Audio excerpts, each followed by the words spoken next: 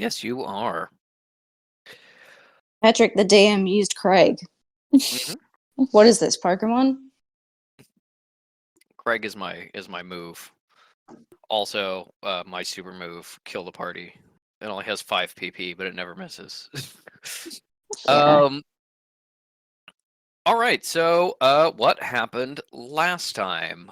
At a sort of conclave slash presentation of the necromancers.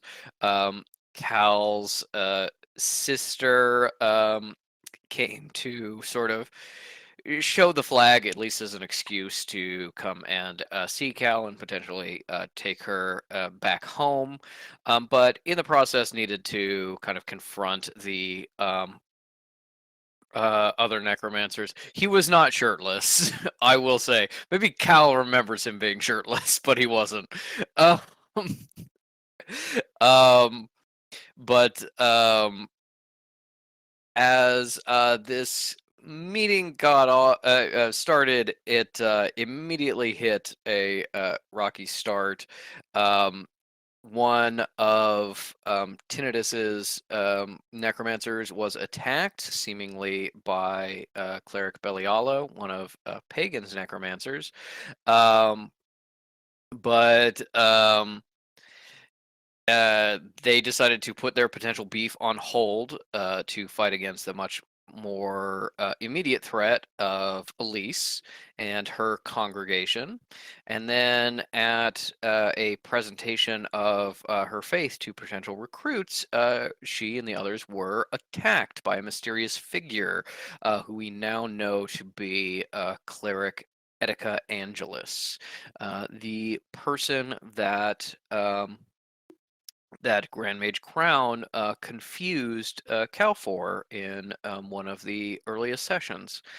Um, as this attack happened and the necromancers started blaming each other, sort of battening down the hatches and getting to their own secure locations, it turned out to have been something of a trap, as when Cal and then eventually the rest of the party went to the hotel that the necromancer delegations were staying in, they found it under attack by undead controlled by Cleric Angelus. And some interesting effects happening. Necromancers brought down by Angelus or her horde seem to lose their connection to their magic somewhat. Not die, but certainly became closer to mortal than was comfortable. Something that was only reversed through the power of Elise and her healing magic. Um, there were also no casualties among any of the mages, including um, Elisa's mages, many of whom are very new to magic and relatively weak. But there were a number of casualties among Elisa's mortal followers, as well as all of the mortals in the hotel. Something that Elise noticed and pointed out, um, that something strange is happening, because that level of specificity implies that it was in some ways on purpose, and that after Elise um, reunited with and rescued the other necromancers, Cleric Angelus retreated, which it didn't seem like she necessarily needed to do. She was certainly battered in some way and her horde severely damaged, but she didn't necessarily need to end the fight there when her enemy, so to speak, was on the ropes, and yet she did something else that was very interesting. And as Elise swept in and sort of saved the day, saved the other necromancers, Cal coming to the aid of Jamal, bravely trying to defend his life, as well as Cal seeing for the first time um, some of these necromancers in kind of uh, full battlefield ability, um, potentially more dangerous. than uh, she had assumed. She also revealed her identity to some of the necromancers present, to Pagan and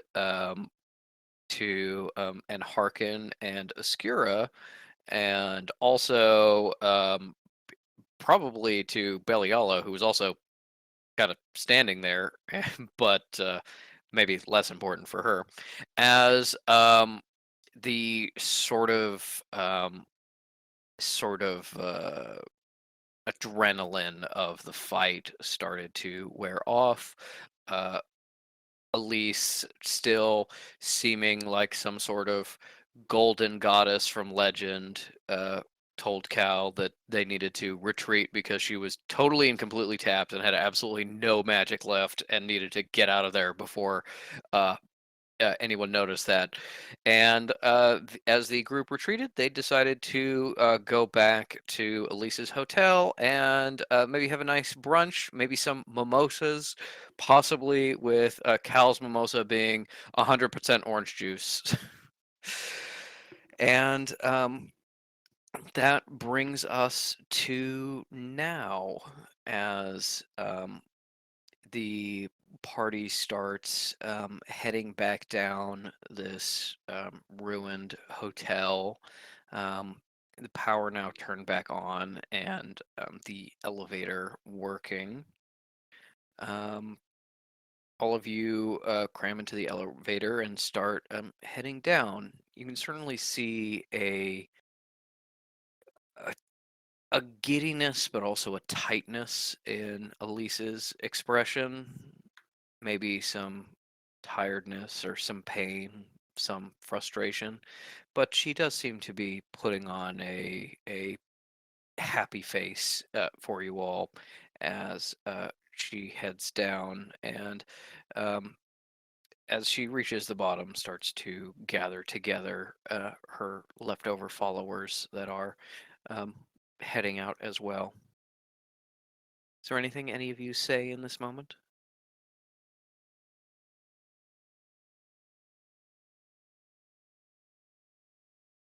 No? Nope. Minnie, if you're nodding, we can't tell. No, I was just waiting for No, shaking my head. No. Hmm. Um, as Elise takes a moment to gather up some of her flock. You can see, I think, just all of you have a high enough passive insight that you can see that there is some sort of like hierarchy here in her followers. She's very clearly like giving instructions to specific people who are then handling things. Something that's a little invisible to you, but Elise doesn't necessarily have to give orders to everyone individually.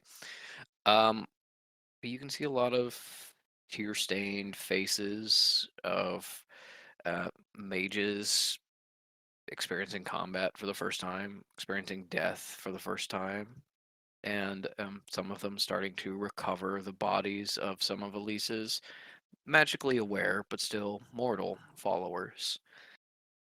And you see, well, I think beyond that, any of you would need an insight check on Elise. I'll take it. Which Oh, okay. You go first, because Fish is not going to insight check Elise, but Cal, because last we were aware, she was like in pretty high spirits, just being like in at least that the battle was over, and like, huh, that's a relief. If Mhm. if I'm right, yes. That's a 21 for me. Okay. And Metal got a uh uh oh wow, got a 20. Okay. So Cal and Metal both kind of see that while she is interacting with her followers, there is a solemnness and a seriousness to her. And when she turns back to you to chat for just a moment, she's keeping it light She's smiling. She seems a little happy, purposely kind of smiling where her followers can't see her. But as you look beyond that, you can see that this is a giddiness of release that is hiding sort of pain that perhaps Elise may not, consider her followers friends or value them as highly as maybe someone should. They are still hers, and she is still feeling the loss of them. And as you quietly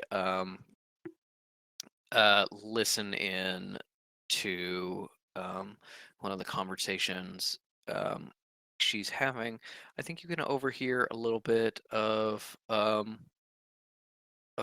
why it seems like um, Elise was able to fix the necromancers she uh, came across to heal them from the effect um, that was bringing them low, and that she should be able to heal her slain followers to resurrect them, and she cannot.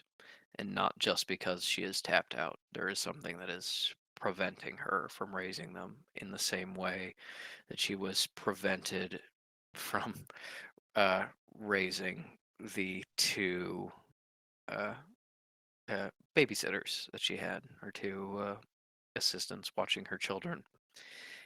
And you can see that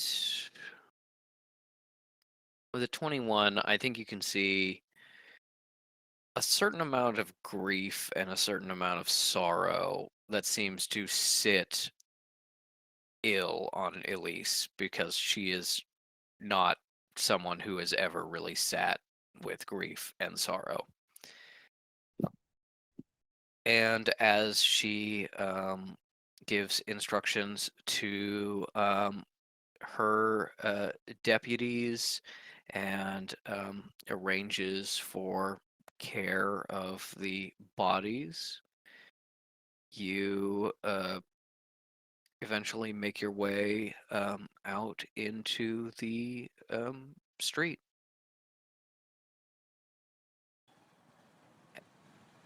As all of you exit this hotel and find a very normal uh, street in sort of the downtown. Um, probably seems like what happened inside was a horrible nightmare. And as you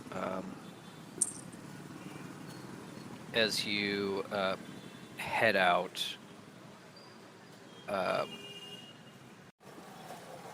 Metal, who has been checking her earring now and again, um, suddenly says, "Oh, yes? Hello? Yes. We need backup. We need the sites. There's been an incident." And starts reporting what happens. It seems like the interference that kept her from calling backup has been lifted or finished in some way, and you can actually see down the street Sensitive Mercy and the two scythes accompanying her appear and start heading towards you in the hotel.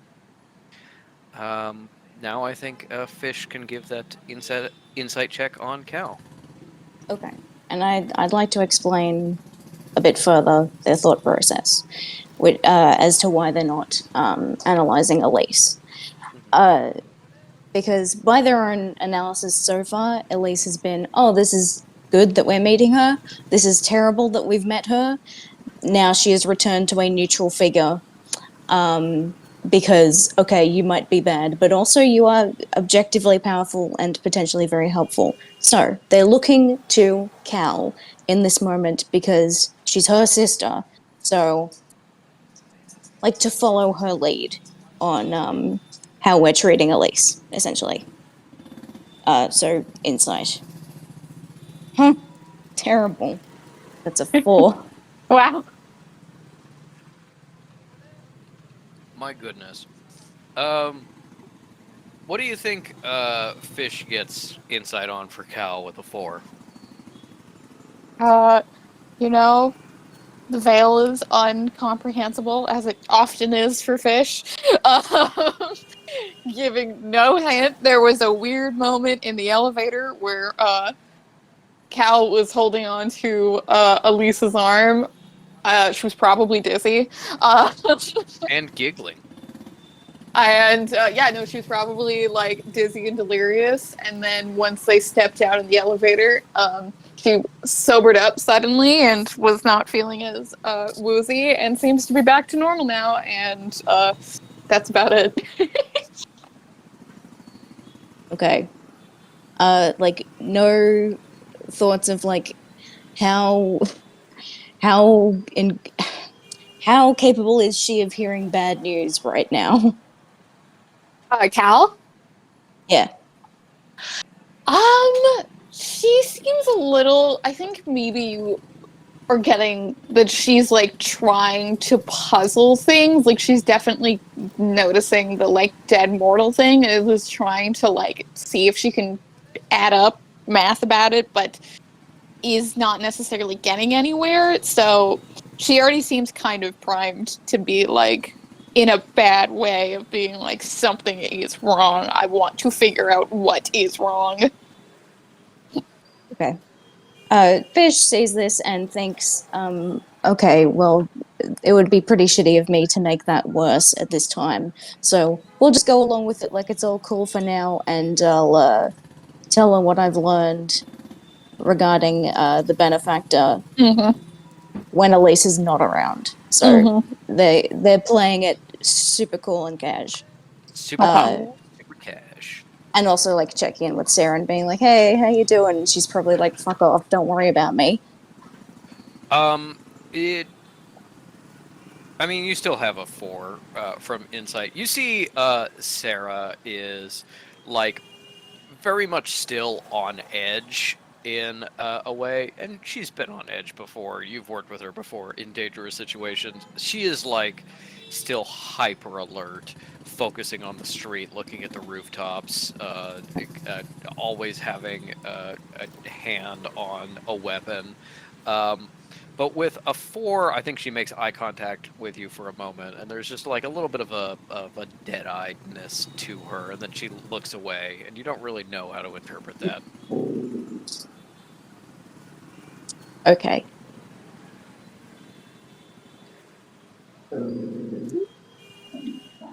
As Hetty's playing you, Sarah. yeah, it's exactly what Sarah sounds like. As you make your way down the street, Metal looks at both of you and gives you like a little nod, and you can see she's still wide-eyed, like hyper hyper alert. Everything is going to come crashing down any moment, and she uh, starts kind of like speed walking away from you to reach the sensitive mercy and the scythes faster, and it looks like she's going to start kind of coordinating things and the cleanup and such. Um, as you get back to Elisa's hotel, and she um, opens the back door for you, she just says, "Well, that was quite a bit of excitement. Lots of fun." Oh, Mm-hmm. tons.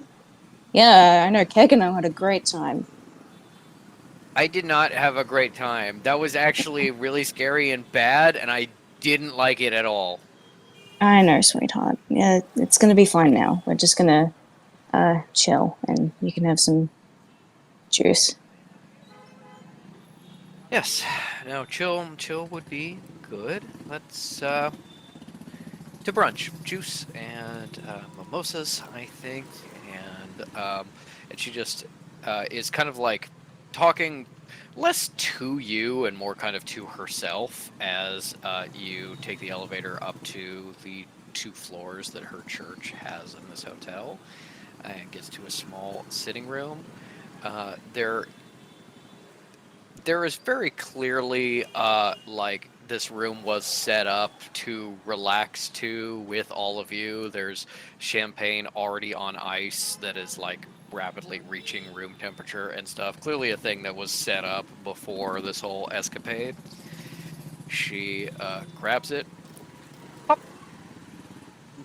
oh, just swigging straight out of the bottle, and then ah, oh glasses and some OJ. Here we go. Here you are. Here you are. Passes out mimosas that she's mixing really quickly. Um, Perhaps in a reaction to stress, or perhaps just carelessness.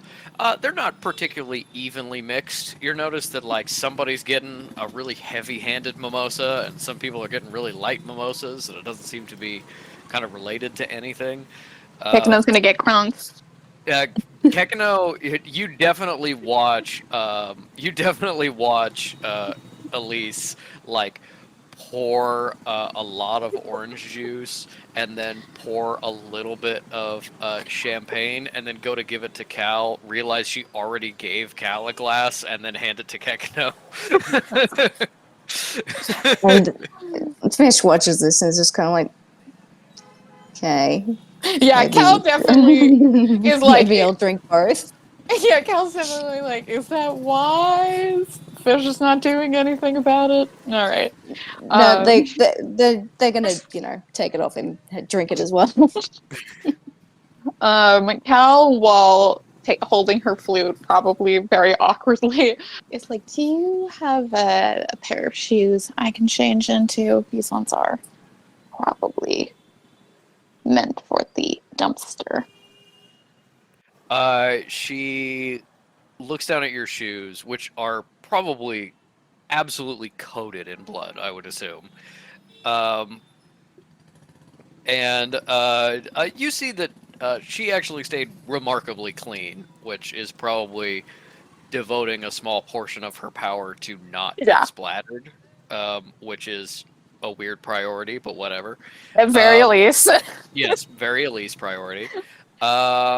And she kind of like snaps back to herself a little bit. It's like, oh, yes, of course. Right, nobody's back yet. I know where that is. One moment. Yes. Yeah. And she leaves for just a moment. Comes back a little bit later with shoes that are definitely your size. They're very like simple, kind of like cream-colored flats. Not at all Cal's No. style. And she clearly took these from the personal belongings of one of her followers of being like I know Cal's shoe size. I know the shoe size of everybody, every woman who's with me. Hmm. So I need to go to that person's room and get her shoes. Um, and yeah, is there anything that happens as Elise is out of the room? Just that Fish locates the orange juice and like gets a little, I don't know, a saucer. Maybe just pours it out on a plate. Like Hmm. Yep. that's for Kekano, and this is for me. There's definitely like an unused tea service like off to the side, and you just take out a little saucer from under a teacup and splash some orange juice onto it. He goes, "Thank you, Dad," and starts licking it up a little bit sadly. Um, and he just seems very tired. And he looks around at all of you a little shell shocked. Um, and he just said, "That was really, really terrible, right? Yes. Yeah. I I don't know that I'm okay." You don't. Be. You no. You're right. And Fish takes off their Jim Herring jacket and wraps around their boy, gives him a tight squeeze. It's alright, just take your time, and we're here for you.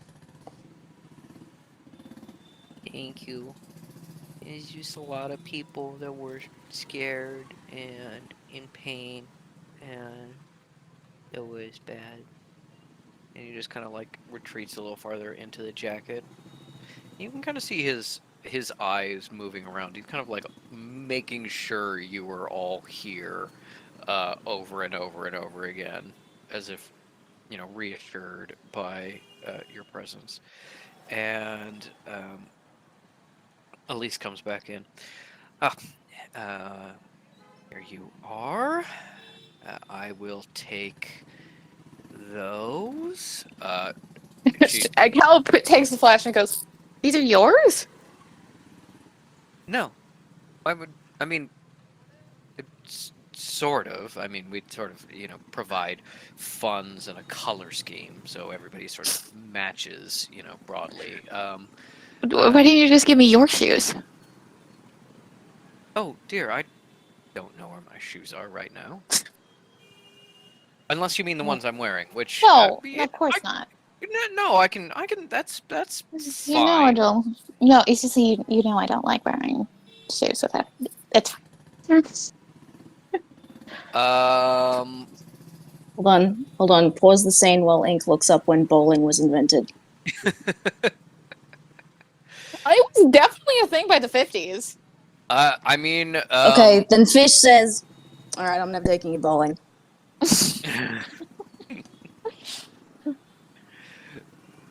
uh, bowling, if I remember correctly, fun facts with Patrick time. Bowling is based on a sport that came over to the colonies from England, which was a form of 10-pin lawn bowling, I believe. So, like, the term bowling would have referred to a sport with balls and pins starting from like the 1850s or something. Yeah, So by the 1950s, it had become it had what become we know a today. big sport, yeah, in sort of the modern form. Never taking you bowling. I could go bowling. Oh, sweetheart, we will go bowling whenever you want. I didn't say this, but I'm thinking, is Gekino gonna be the ball? Can I slide down the lanes? Yes, you can. You can do whatever you want, and you can you can stop and take your time to knock over all the pins, and it is a strike. It counts. That sounds fun. Yeah. Cal also peels off her, like, gross garrote robe with all of its gore, which luckily did protect her dress. And I will also say this is the first time Elise would have actually seen the dress she was wearing. She was always in her robe in previous scenes. And then she's just gonna, like, look for, like, a hamper or something, and she's gonna be like, I would assume your dry cleaning is better than the sanctuary's. Oh, I mean, I can't speak for the hotel, but I mean, I would assume. And you see that she's kind of like taking in the dress, and she's admiring it, and she's like, Kelly, I really like this cut on you. I think it looks exquisite. Let me, I will just, and you can see she just kind of like slides the white of her robe up her arms a little bit, and she grabs the squishy with blood and viscera robes from you. It just kind of like steps out of the room, and you can hear her just kind of like drop it into the hall. But she then ducks into a small attached bathroom, and as she washes her hands and comes back, she has a big, fluffy robe that she kind of offers you to put on your lap so that you can sit without showing off the shoes that don't match your color scheme. Cal puts her hand up and she's like, I'm alright. Are you sure? Yes, I don't think any of them particularly care that this is a bad fashion choice. Oh, Sarah, do you care? about the shoes? I don't. Yeah. I mean, they're cute, but no, not really, I guess. Hmm.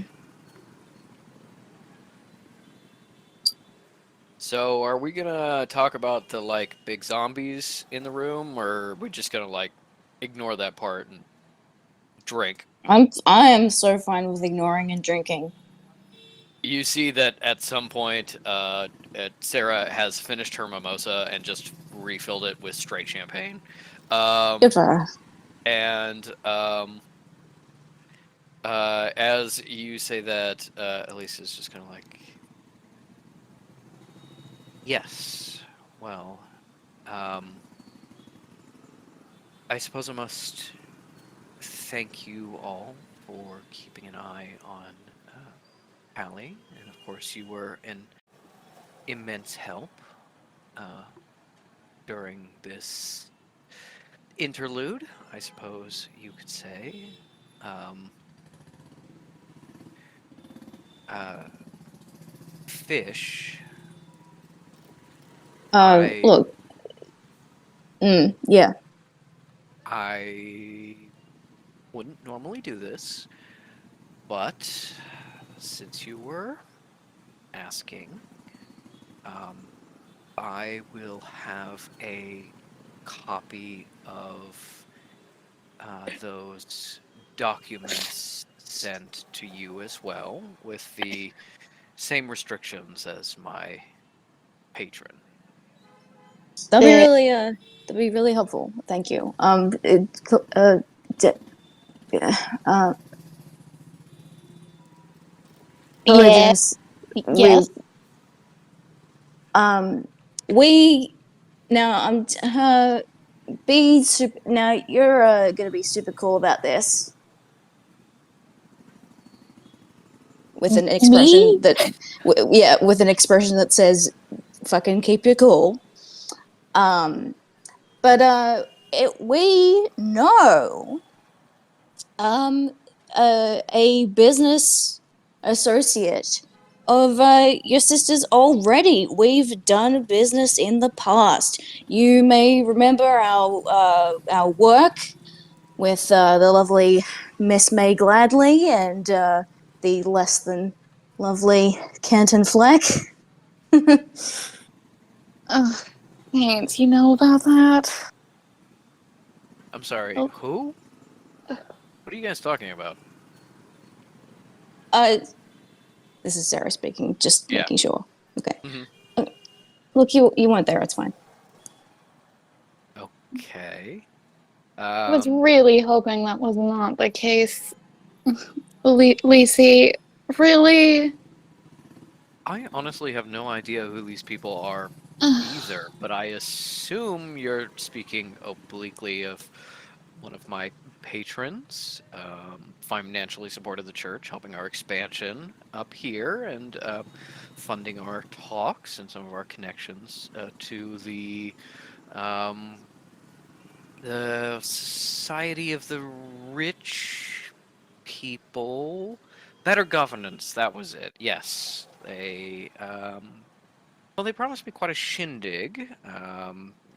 May have to head back home before that happens after today, but um, um, yes, I didn't realize you had business with him or Them. her. Yeah, I Fish. Don't take this the wrong way. I Um, will. okay, well, you know what? Take it however you wish. When I somebody take anything, however, I has a wish. bunch of money and asks of things from me, usually mail. Yeah, no, it makes sense. I get it. Uh, it's just that the reason why this stuck out to me is because, we know this guy from, putting money into things that we don't usually approve of, like mind control, a big machine that gives you a true name, Yeah, Cal like listening to this, and then racism. that was like, oh, maybe. Oh, okay, nope, that's out. All right. There's this kind of like, yeah, I think Cal being like, uh-oh, that was a mistake to say, kind of focuses on Elise. You can see her about to say something and then be like, and then just kind of like flick her eyes to Cal and then back to Fish and kind of like purposely stay silent of like, I'm not gonna bring attention to the fact that I noticed that. That is something we will explore in private later. Yeah.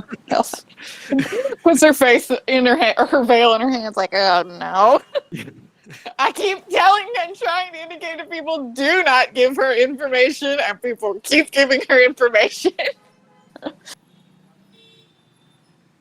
Um, well, I mean, I'm not sure what mind control and machines have to do with funding, a new religion, a spiritual revival, a new way of exploring necromancy, and a new magic system. So is the growth of a pretty influential already church, and what do I know? But yes, as thanks, I will include a copy of that information. I think it would probably be best if Callie was the one to open it. Uh, Dear, same restrictions when I gave this information to this person. Um, yeah, maybe, sort of classic uh, secret documents. You don't get you an exact copy, so you know what's what. So, um, when you open it, uh, uh, 45 minutes is what we set it for. So that should be enough time for you to read through it Mm. entirely before it bursts into flames. Mm. Um, there's sort of standard protections against. Is Elise facing Cal right now? Yeah, Not looking at Fish? Fish is kind of like more in her peripheral, so you could probably do something or move in some way and not have her see you, but it's possible she could see you. Encode thoughts. Mm-hmm. Cantrip. For Hmm. free. Mm-hmm. Yep. Putting a finger to your head, you pull a memory, idea, or message from your mind and transform it into a tangible string of glowing energy. Direct date. Yeah. So Cal Moves it. doesn't do the encode thoughts or anything like that, but she's got like a hand on her chin over the veil, and she just quickly does a flash of 3 fingers to say, "Yeah, got it. Already thinking it." Yep. Yeah, so yes, standard protections against copying, tampering. I purposely left a great many things out, of course. I don't really care how much money you have. I don't give everything away. Why would you?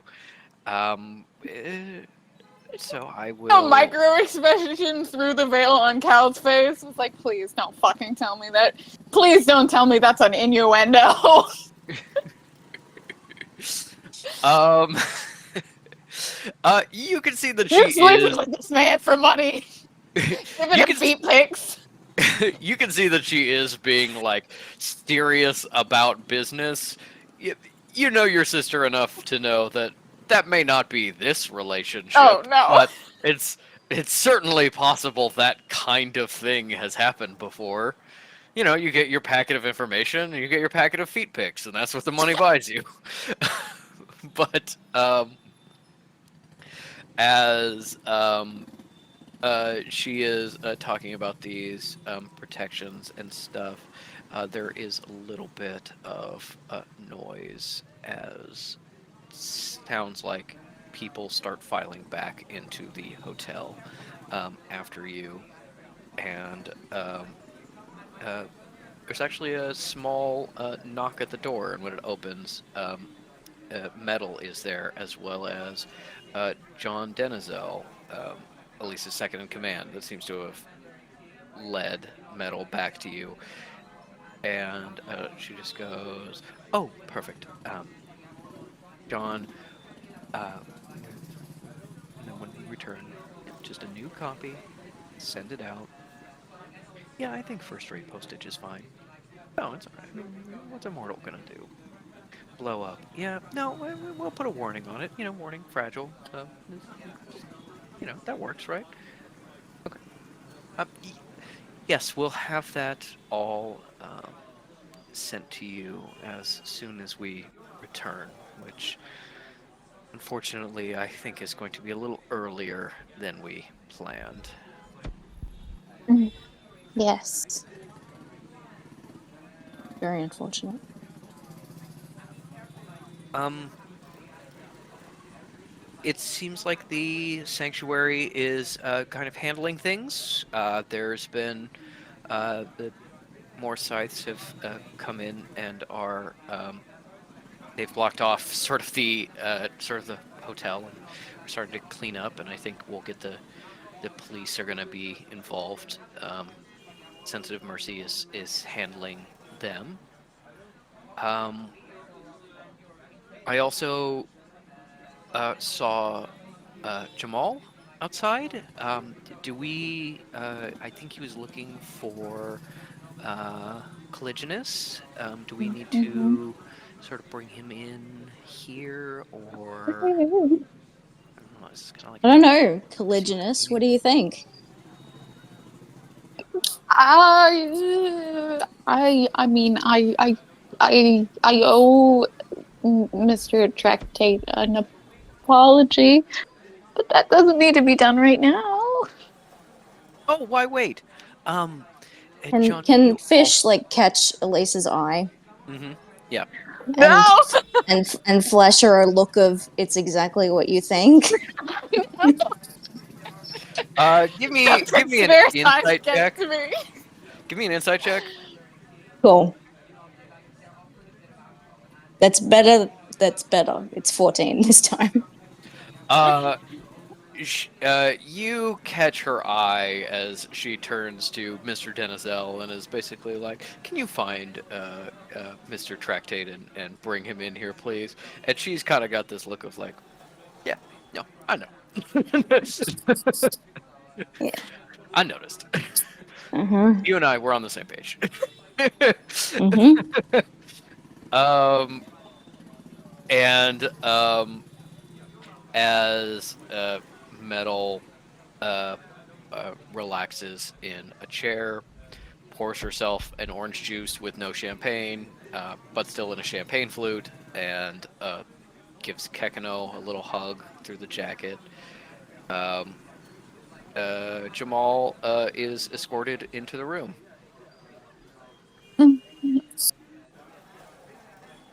Um, Fish just uh, sits back. Hello, everyone. I have a message from the necromancers. I mean, I guess the other necromancers, right? Because there's also these necromancers. So Abbot Pagan and Abbot Tinnitus have said Miss Abbot Reverend Mother Shepherd that they have agreed to go forward with a conclave. Soonest is um, best, and they would like to meet you in perhaps half an hour in one of the executive meeting rooms on the first floor. Can I borrow cleric Denier for just one moment with your permission? Calson's such a help, please say no. Elise turns and looks at you, and very slowly starts to big smile. And she just kind of like lightly bats at Jamal's armor. Was like, oh, of course. No, no. We'll give you just a moment. Why don't we just step out into the hall for a moment? Does Fish like says aside to Sarah, borrow like a library book because they're nerds. I mean, uh, I mean, the two of them is honestly, it's an image. I'm not sure if it's a good image or a bad image, but it's an Oh, you're image. picturing it? Gross. Come on. Please, she'll Sarah. she like she like smacks your shoulder as walk out. It's a little too hard and it does kind of hurt, but as you sort of head out and clear the room, um, Jamal goes up to Cal and says, um, um, Denier, I'm so glad you're okay, and um, you. Hal goes to stand because sitting while Jamal is standing at 6'6" is makes her feel like a bug, and then Mhm. she immediately realizes her mistake when she gets to her feet and realizes she's not wearing heels. So Jamal has seen her at her true height for the first time ever, but also she can't sit back down, so it's just like a get up, immediately slink back down, then try to pull herself to her full fucking like 5'2.5". uh, Give me an insight check into Jamal. Oh, ugh. For a second, I thought that was a nat one, and I thought that was very funny, but it was not. It was a 13. With a 13, I think you're not sure that he noticed the difference in height. He seems a little bit more in his own head than usual, and he is kind of always in his own head. Yeah, and there is a thing about being like he's so much taller that the height difference from his perspective doesn't seem that Yeah, extreme. Cal's Um, 5-inch boots really feels big to her and very yeah, minute to him. yes. Um, and he takes a little moment to find his voice, and then he says,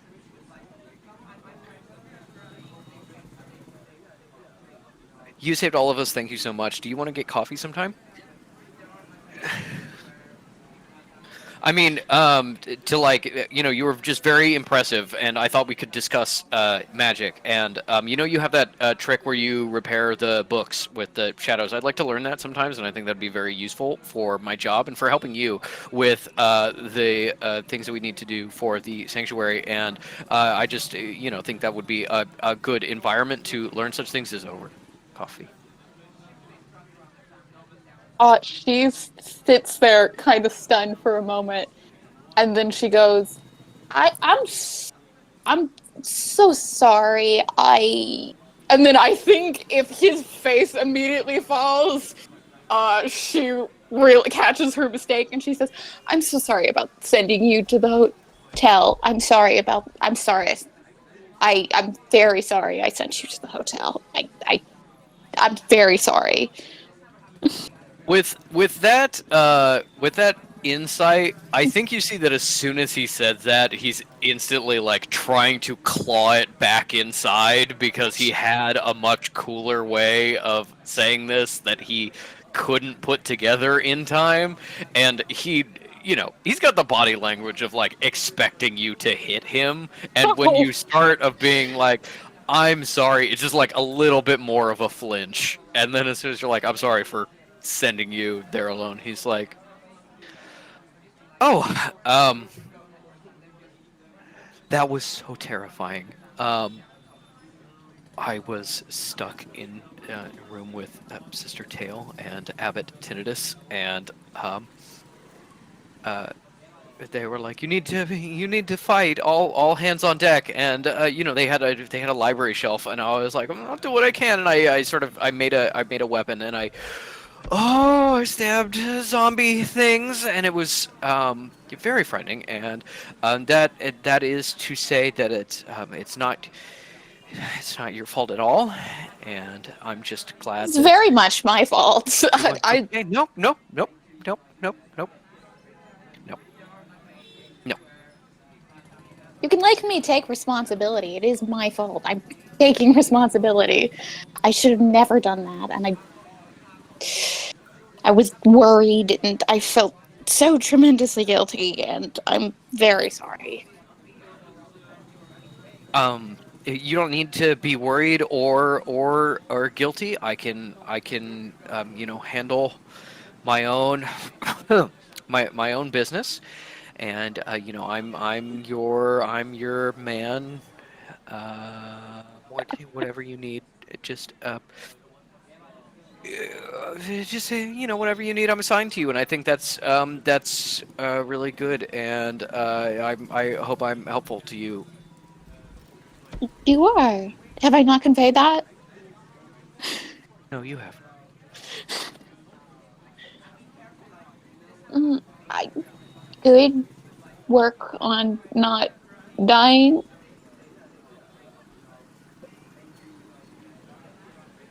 Thank you. Um, there's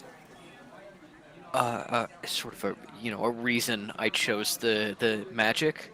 Fighting's not really my thing, but a lot of people helped, and kept it together. There was a lot of good fighting, a lot of strong fighters, and you were very impressive when you saved us all, and all of them. And I'm sure Abbot Tinnitus is also very grateful, and Sister Tail, and all of the others that you saved us. I'm sure they're also very But don't very give grateful. me credit for Um, Elise's actions. oh, uh, Reverend Shepherd. Yes, that's what I said. I mean, I guess she helped. Like, is this really stupid? Yeah, like that completely throws her. She's like, what the fuck? Does he have brain damage? I'm gonna run insight on that. That's a that's a 16. But even as she's like thinking that, like before that, she's already like reaching a hand up, cannot fucking reach his head, but is reaching a hand up and be like, "Did you hit your head? Do you have a concussion? Do you know the symptoms of a concussion?" Um, with a 16, I think you see that he believes what he's saying, and I think it also kind of occurs to you of being like, you fought your way up through the tower with Elise. You saw all that was kind of arrayed against them. Jamal was trapped in a small room fighting an endless horde of zombies, and the sequence of events from his perspective was Cal like blew a hole opening to dive into the room and save them, and then like maybe 2 minutes later, just as the zombies were starting to get back up, Elise walked through and kind of put them down a little more permanently. So it's kind of like maybe from his perspective, your accomplishments were about even. That's probably not true, and Cal's got enough complex about her sister to, not give herself even the credit that she's due. Uh, Mhm. but yeah, you can see that he kind of believes it, and as you reach up for his head, he rolled a 19 on that bravery check. He misinterprets what you're doing and grabs your hand and holds it very briefly. It is drenched in sweat. She's also not wearing gloves. Like a fucking I obviously am acting this out and you guys can't see it, but that is like a terrified spider. She just like freezes and is like, what do I do? A man is touching me. What do I do? Am I about to die? He looks you in the eyes and with a certain amount of fervor is just like, I'm so glad you're okay. Oh. And then you watch him realize what he's doing and let you go like your hand is a hot coal.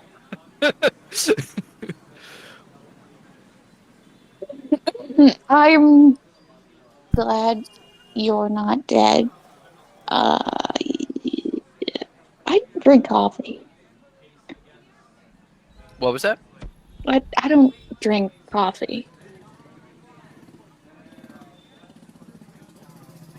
You can see him like slightly lost for a moment. You know, still honoring the uh, what was it, 16? You see him like slightly lost for a moment as he was like, "We were talking about you saving my life. I was not saying about how I'm you know, obsessed with you now." And oh my God, I did ask you out. Um. D- Oh yeah, I mean, coffee is just kind of, you know, it's a thing that people do. So I've been told. But like, it doesn't have to be, you know, actual coffee. It's just kind of like a place where two people go together to do work and stuff in Well, like a public setting. the public is in the public is in the sanctuary or not the sanctuary. I don't know. I don't go outside the sanctuary. Okay, Not we'll do unless it in I'm the on a mission. sanctuary. Okay, all right. All right. Yes. Okay. Yes. Sure. Okay. Uh. All right. uh,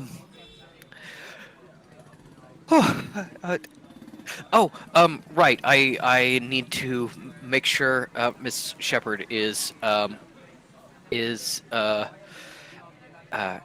going to go to the meeting and go back to the Abbot Tinnitus and tell him he scares me. Um, Yes. That's a correct feeling.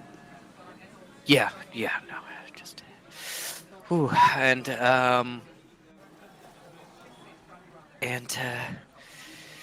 yeah, it was I think I said everything. I'm just gonna and then just like Mr. turns. Tractate, Jamal, what do you think of the Reverend Mother?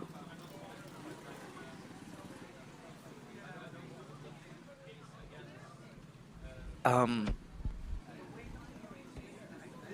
she's he kind of like looks at the closed door and is like, um,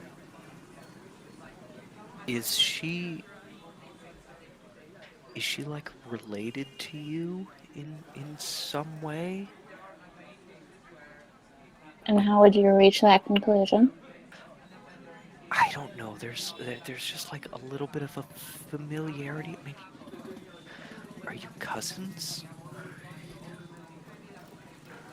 Elvis doesn't say anything.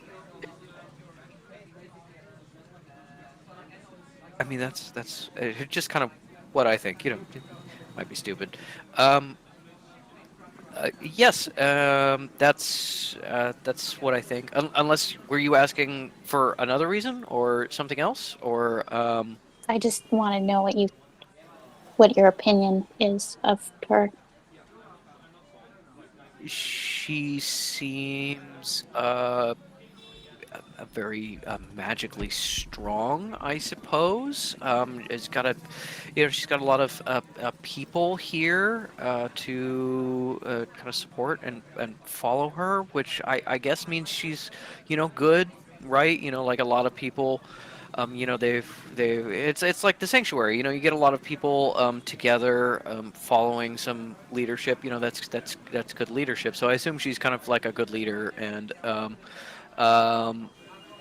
I don't know. She's She dressed in a lot of white, I think, which is interesting.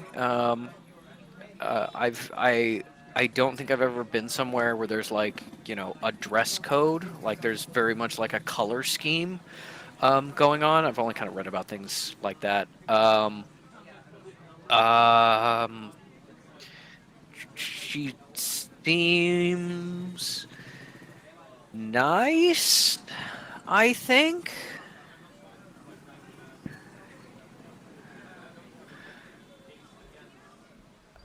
It, does That, does that answer your question?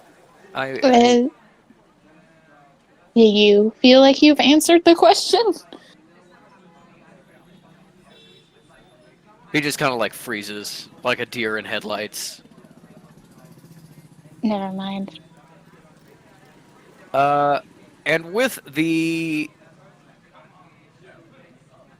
I think I'm gonna make you roll a new insight check, Mm-hmm. but because the it's 16 and this is still part of the same conversation, do it with advantage. Cool. 16 again. Okay. Um, yeah, continuing with the 16, I think you see the panic in his eyes, and I don't think a 16 is. I don't think a 16 is high enough for you to be like conclusively he's holding things back, but I think you see a little bit of being like, well, if he thinks we're related, he's trying desperately not to say anything bad about her, but also he's really like he's not trying to give his own thoughts, he's trying to give what I want to hear, and he doesn't know what you want to hear, so he's just throwing shit to the wall and seeing what sticks. um and yeah, just absolutely paralyzed with fear. You'd have to push to get him to like say something perhaps more honest about his feelings of Elise, but he also just asked you out and is petrified that you're gonna take it back. So he's probably not gonna say anything negative because he assumes the connection between you. Yeah, Cal is also confused because she's not looking for something negative. She's looking for, like, basically, and not that she's ever really had a romantic interest, but even when she has and she hasn't like realized it, like Umbra or random other people, it's been like well, I can't access her, so you're a decent substitute. So now that now he's no longer subjected to the Kirkland brand, and now he sees the name brand version. Um, she was trying to gauge if he's like, oh, now it makes sense. Now that's the real one, and she's not getting that at all, and she's just equally lost. Yeah, probably a little confused, and I think for Cal may not realize this with a 16, and these are two fucking dorks who don't know how to communicate, so they will be completely missing each other with this point. But I think if Cal is kind of thinking of it of like that's the name brand, and I'm the off brand. Uh, Jamal is thinking about it of like kind of like, yeah, that's product A and your product B, and I Mm-hmm. prefer product B. It's like there's no like comparison between the two of you in any way in his mind. It's because he doesn't have Cal's like complex history of being compared to her sister. So it's not like, oh, Elise is the better version of Cal. It's like Elise is a wholly separate person that I know almost nothing about. Yeah. Yeah, Cal's just kind of looking at him puzzled. She's very, like, in her non-scary version. No big stompy boots, no robe, and she's just sort of like... I think she also can tell that Jamal no longer wants to be in the same room as her, though maybe not realizing why. And I think she is trying to see if she can remember anything else that she wanted to say without her fucking audience of clowns hanging on to every word. And so she just kind of like, I think, like, rubs at her forehead over the veil, and then she's like, I thank you for I yummy here today. I appreciate it. I would do anything for you.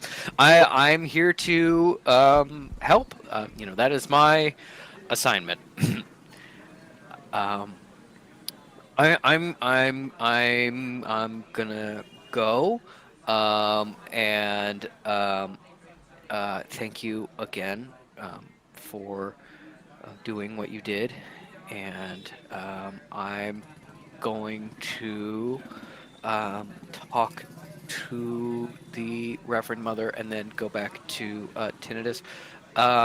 He turns and leaves, and as he's like unlocking the door, he's also like, oh, also Abbot Pagan wanted to say something about something that was in the notes that we collected. I'm not sure what that is, but she might want to talk to you. I think.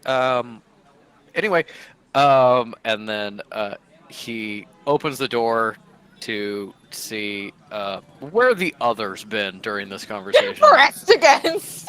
Standing outside the door. No, I'm Yeah. joking. Ear to the keyhole. Yeah. Uh, you as he opens the door, he does come face to face with Elise, who is not like pressed up against the door, but has a too casual body language of someone who was perhaps pressed up against the door earlier and then heard someone walking towards it. She's got a little smile on her face.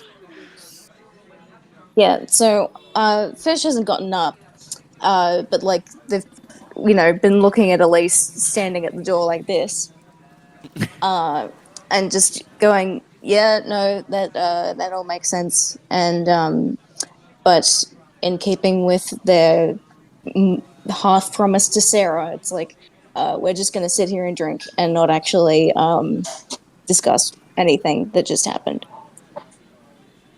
Yeah.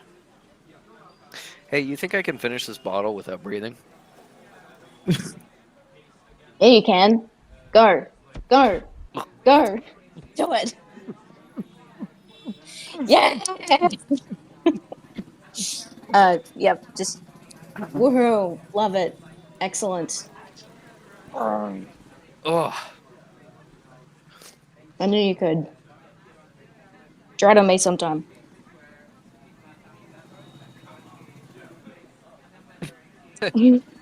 Um, as Jamal leaves and speaks to Elise for just a moment, I think because nobody has mentioned him at this point, Kekino just kind of quietly in the other chair in the room, kind of like shrugs off the jacket and the towel and the other things that were on top of him, and it's just like, Colliginous, he was really excited to talk to you. I was like shell shocked. Just like, what just happened? What just happened? What just happened? He was so thankful. That's very nice. Uh-huh. Yes. Okay.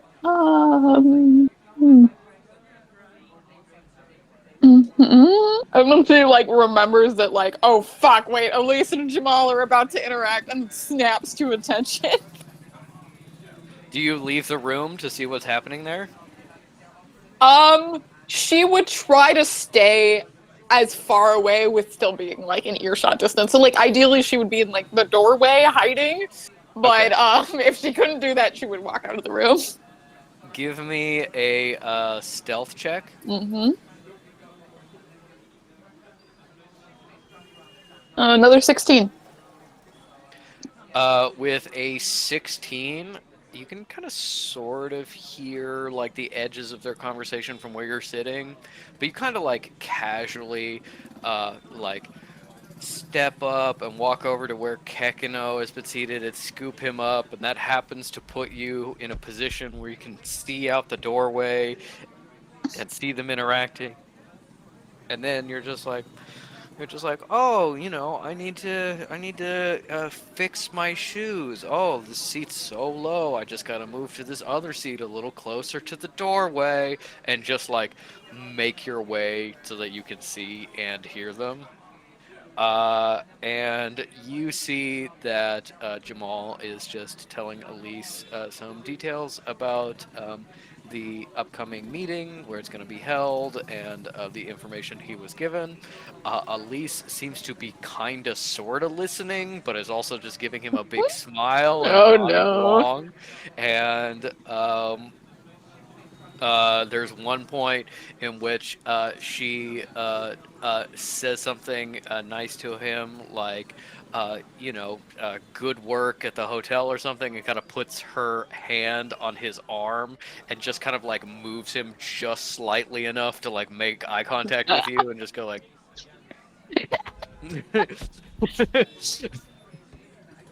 um, and then he leaves, and she comes back in and just gives you a really smug smile. And after a little bit of silence, just goes, I like him. You can have him. You want him to be your second husband? No, little too young, little too tall. Right height for you, though. I like the contrast. Why would that be the right height for me? I don't know. Fuck off! All right, all right. I got things to do, Doesn't she and have Kekano? Is she swearing in front of Kekano? Yeah, no, fully. fully, Cool. yeah. Kikino's like, bad word. I didn't know you knew how to say that. Colliginous. Forgot Fish was there and was like, oh god. Colliginous, it's like Dad always tells me. Bad words are for inside thoughts, not outside thoughts. Elise earns the most outside thoughts sometimes. I don't know what that means, but okay. Um, I think from there we will abstract a little bit as you all finish your drinks. Elise fully leaves to handle her people. But at some point, maybe 10, 15 minutes after she's gone, one of her um, people, who has clearly been crying recently, comes in with a platter of just like some eggs Benedict or something like nice brunchy food. It's fully like 1 in the afternoon or something now, but just like a little platter of breakfast food for you all to munch on, and Fish as like puts Kekano in front of it. Kekino gets his own and he inhales it, and he just has like Yeah. hollandaise sauce just all in his fur. Um, and then he immediately passes out because it's so rich. Um, as time goes on a little bit, you can hear the activity in the hallway and the rest of the hotel start to settle down slightly. And it seems like people are packing, getting ready to leave. And finally, as you head out, um, Hal is, of course, invited to this conclave. It was originally what she was supposed to be, one of the things she was supposed to be managing as the somewhat neutral party. The rest of you can uh, go with her or stay behind, but you see that um, Elisa's church is actually kind of cleared out, and everybody is carrying their luggage down to the street where they are getting on a pair of large buses that have clearly been were chartered to get them here, and it looks like they're not even really waiting for this meeting to happen. That Elisa's perhaps out of responsibility or perhaps just out of fear of more going wrong, is saying like, no, we're leaving, pretty much now. We're going to be ready to go at the drop of a hat. And it's time to head down to meet with the other necromancers. What is everyone doing as they head down? Um, Metal, you can see, is kind of like constantly checking in on her earring, receiving reports about what's happening, and is letting you know, like, okay, all the bodies have been cleared. Okay, the sides have pulled out, and now the police have taken over. Um, Administrator Tone says he wants to see us as soon as we get back. Um, it just kind of like clearly can't relax, can't get off edge the way you guys can, because still like very much living in like the larger implications of what's happening, or at least trying to. Uh, No, for sure. And so fish already. It's not that they don't think Metal has leadership in her, but it's just sort of like you need support from someone. So it's like, all right, Cal can go off and be with the meeting folks. If it's better for us not to be there, then it's better for us not to be there. I have to stick here with Metal and my sleeping son in my arms. all right. As you all head out, you see that Sarah says, uh, I'm probably just gonna, pop into the meeting, stand at the back. There's a chance I'll get to shoot somebody, maybe a low chance, but you just can't pass up an opportunity like that. Um, yeah, I'll catch up with you afterwards. Yeah. Yeah, be safe and make sure you find the body.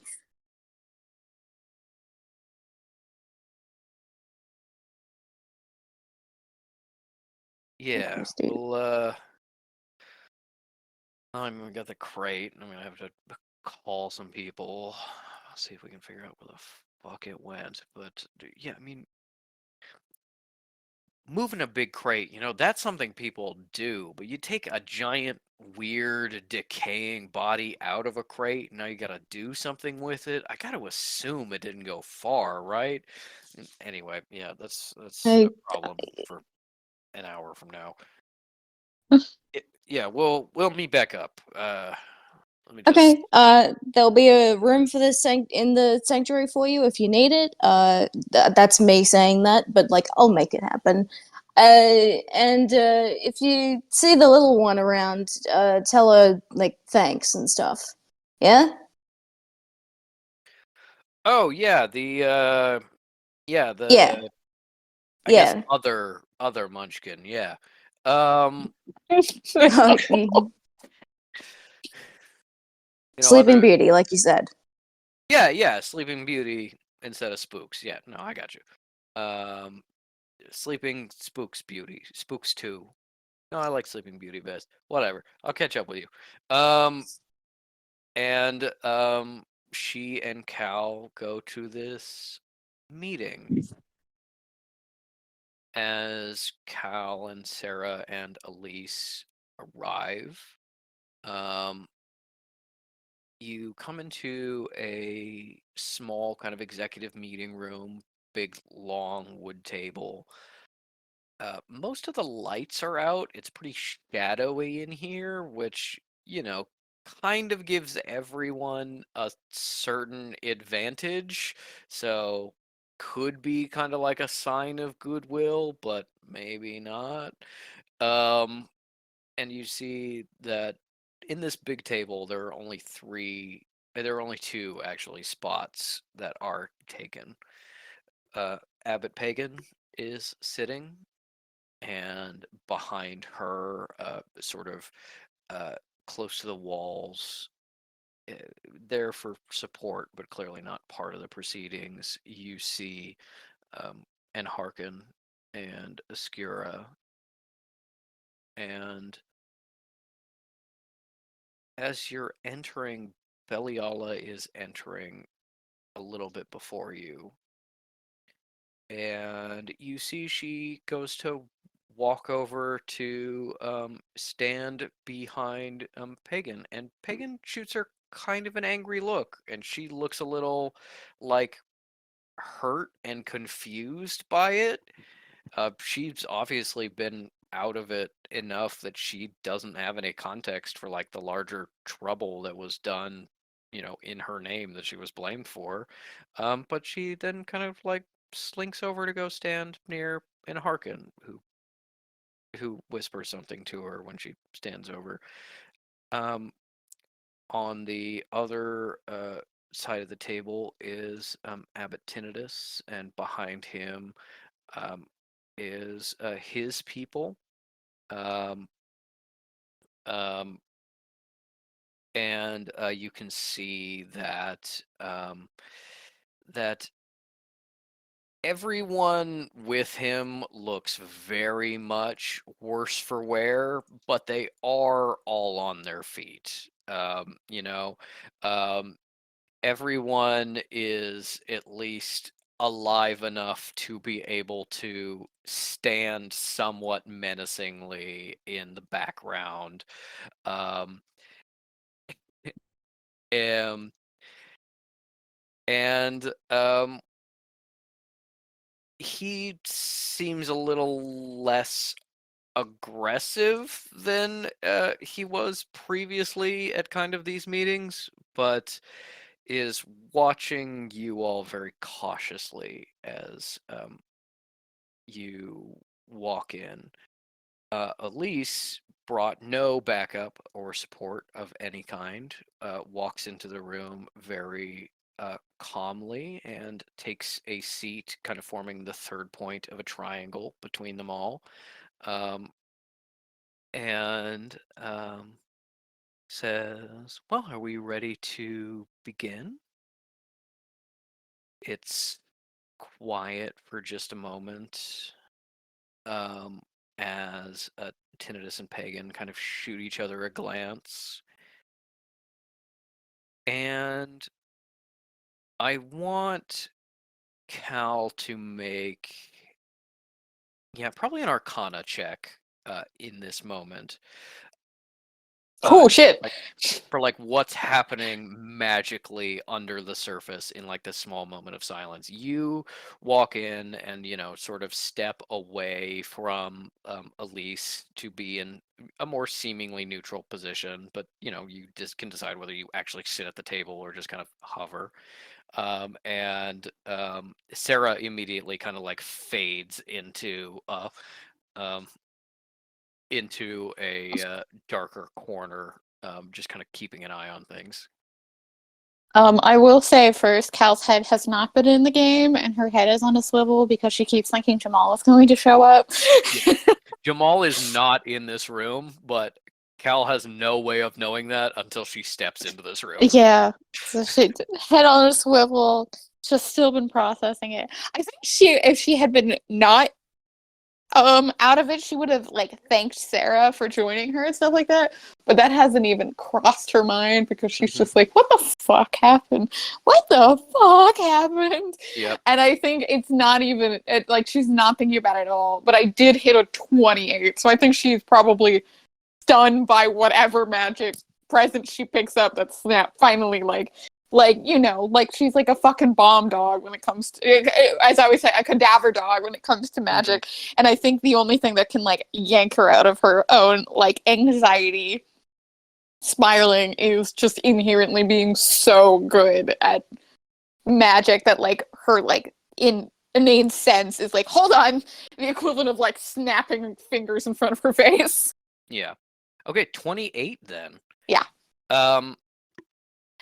Necromancers are inherently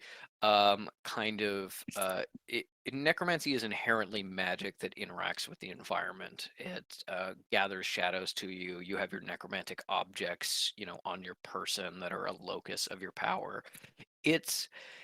Necromancers are not people who like keep their magic from spilling out, who keep it very like locked down and internal.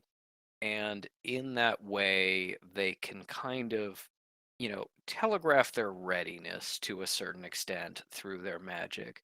You can see that um, almost everyone in the room, at least all of the kind of assistants and seconds, are holding their magic kind of close as if to burst out into violence at any second. Very much like a cautious combat readiness.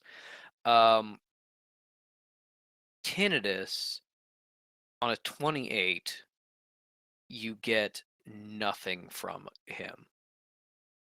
And that is shocking because all necromancers without a incredible amount of control, just based on the fact that their objects have to be this external thing to them, but do kind of show necromantic magic. And you feel that he has just pulled all of his power within himself and he is holding it. And you don't know whether he is going to release it in violence or whether he is just sitting on it. But he seems like in a way you've never seen him before. This is the first time you've seen it, this fight was the first time you saw Tinnitus, kind of as he was during the war, a combat mage who was very successful as a soldier for, first the necromancer side and then sort of the sanctuary side. Um, I think with that new context, this is the first time you've seen him like hold himself in readiness in the sort of balanced position of someone who can move in any direction and do anything at the drop of a hat. Attack, defend, shadow walk away, throw up barriers, kill everyone in this room. Any he is so controlled in a way that you have never seen or sensed from him before that you see him as being in readiness. What What's you a tinnitus's necromantic object? His necromantic object is not something you have ever seen. Um, Thus, but you've never seen it, but you can sense it that it is somewhere in his chest area. So you assume it's some sort of like amulet or it's his necklace binder. or something like that. Maybe. um Trans tinnitus agenda continues. um It's not an agenda, it's canon. But yeah, you've never seen his necromantic object because that would require him to kind of be like shirtless in front of you for some Cool. reason, or like show it to you. But you know it's And it's. he doesn't enjoy being shirtless around people for some reason. I mean, from what you know of Tinnitus's history, there was one point he really enjoyed being shirtless around people. You That was remember back when he had his that it photo was in back Tone's when office, Calling him it with a all the ladies hanging transphobic off of him. insult? it's back when he It's had all his coming rockin' tits. together. Um, But yes, he is holding himself in readiness, and the only like spark of magic you get on him is a very slight leakage from his necromantic object, which is kind of like impossible to turn off just based on its existence. Um, what you see from Pagan, and this gets more into insight as well as arcana, but you rolled so highly that I'm just gonna say that you're reading kind of the flows of her magic as a little bit of attention, because in the same way that Tinnitus is far more controlled than usual, Pagan is far less controlled than usual, and you can just feel the ebb and flow of her magic as she is a little bit caught and confused in some way. as Elise gives a small smile and walks into the room and sits down.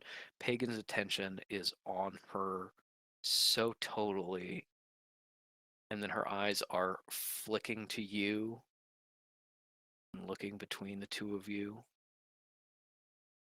looking at and Harkin and Oscura out of the corner of her eye, looking at Tinnitus out of the corner of her eye, and you can feel kind of the ebb and flow of her magic as she is essentially, she's like playing chess in her head. She's running through all the options, and I think that is what makes Cal go, oh, right, Elise just went, I'm Elysium Tithe, you know me, I'm still alive, fuck you.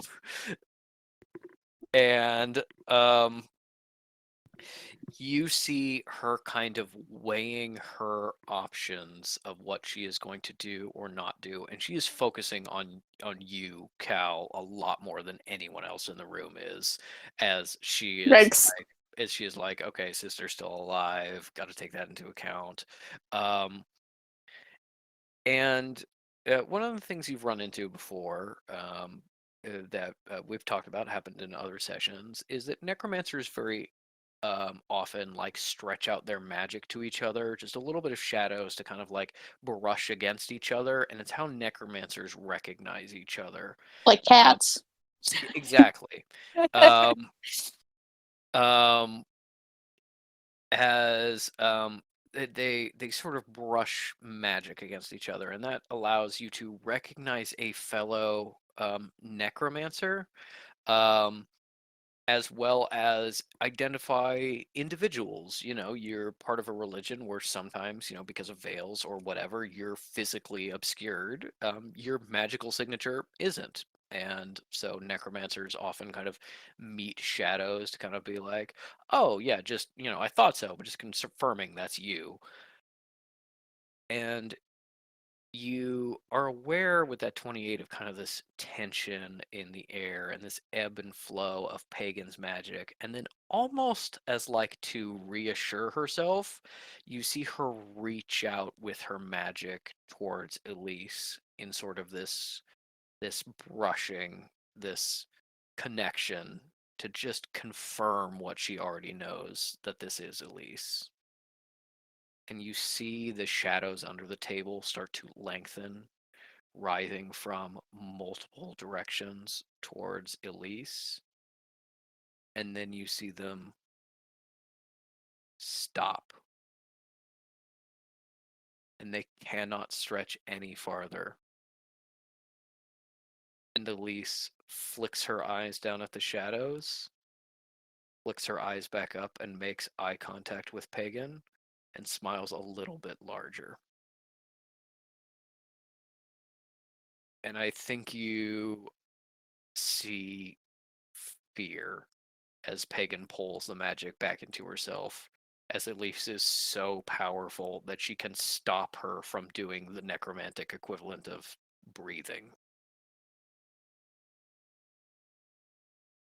And as Pagan sits back, all of this byplay happening in just a moment, um, Elise starts by saying,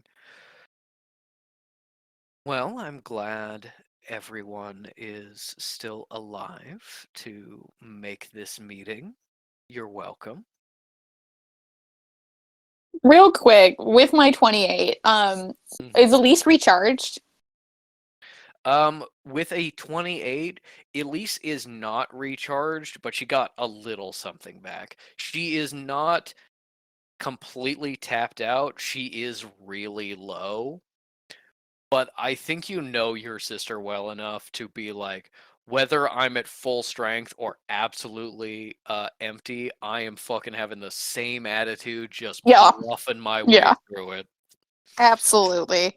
Elise Yeah, I think carries herself like she could kill everyone in the room, regardless of her actual capacity to do yeah. so.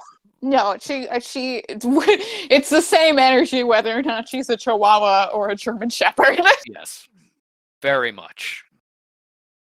Yeah, I think Cal. So I just Cal would just do that just because she's like, my sister is stupid enough to get into a huge fight while drained, Uh-huh. just so she can do Yep. it because she refuses to back down. So that's just Yep. like making her wary. Yes. Everything Elise does is a dick measuring contest. Mm-hmm. And you know that is something that has always been true from even the time when you were growing up. Um,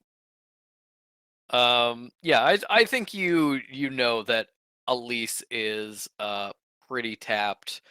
I think you can see that Pagan is scared enough that she's not going to try anything, and it doesn't look like anybody else will try anything, but Pagan might, because it's so hard to read him in this moment. He's kind of ready to do anything.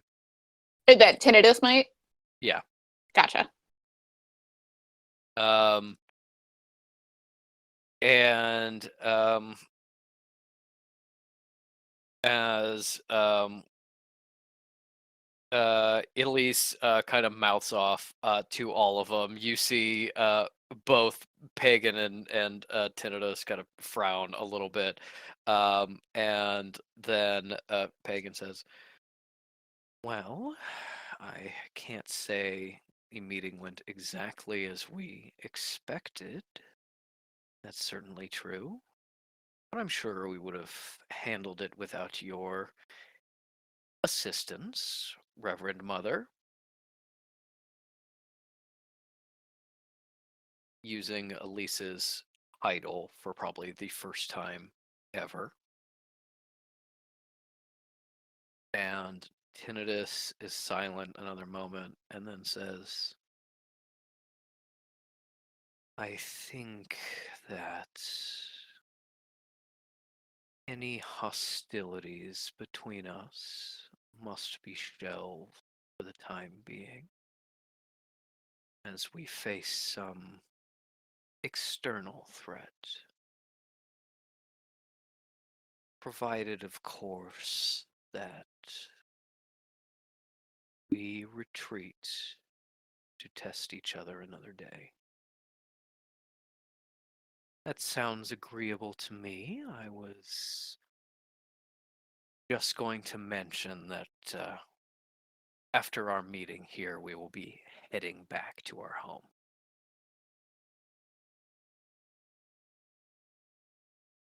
Do you know of who we fought? And you could, I think, I think Tinnitus is like kind of bad enough at being in a weakened position, a lesser position, that he is not as good at hiding his feelings as he typically is. So let me do a deception with disadvantage. Yeah, that's a natural one. Um, Jesus. uh, you can see that, like, admitting, like, oh, I don't know who this enemy is. Clearly, it's someone powerful, is like costing him something, like kind of admitting to his enemy that he doesn't have all the information, and kind of like not explicitly asking for her help to like share this information, um but uh kind of implying that. And Elise sees it too and says, I'm quite sure I don't know, but I heard from some of the others, including the sanctuary agents that were here, that it may have been Cleric Angelus who I believe was responsible for this.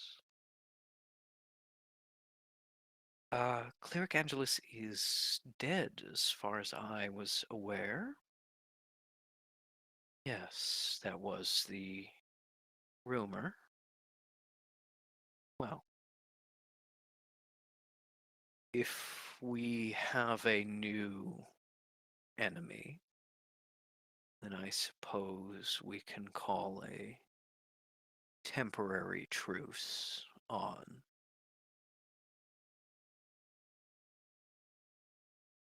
heretics.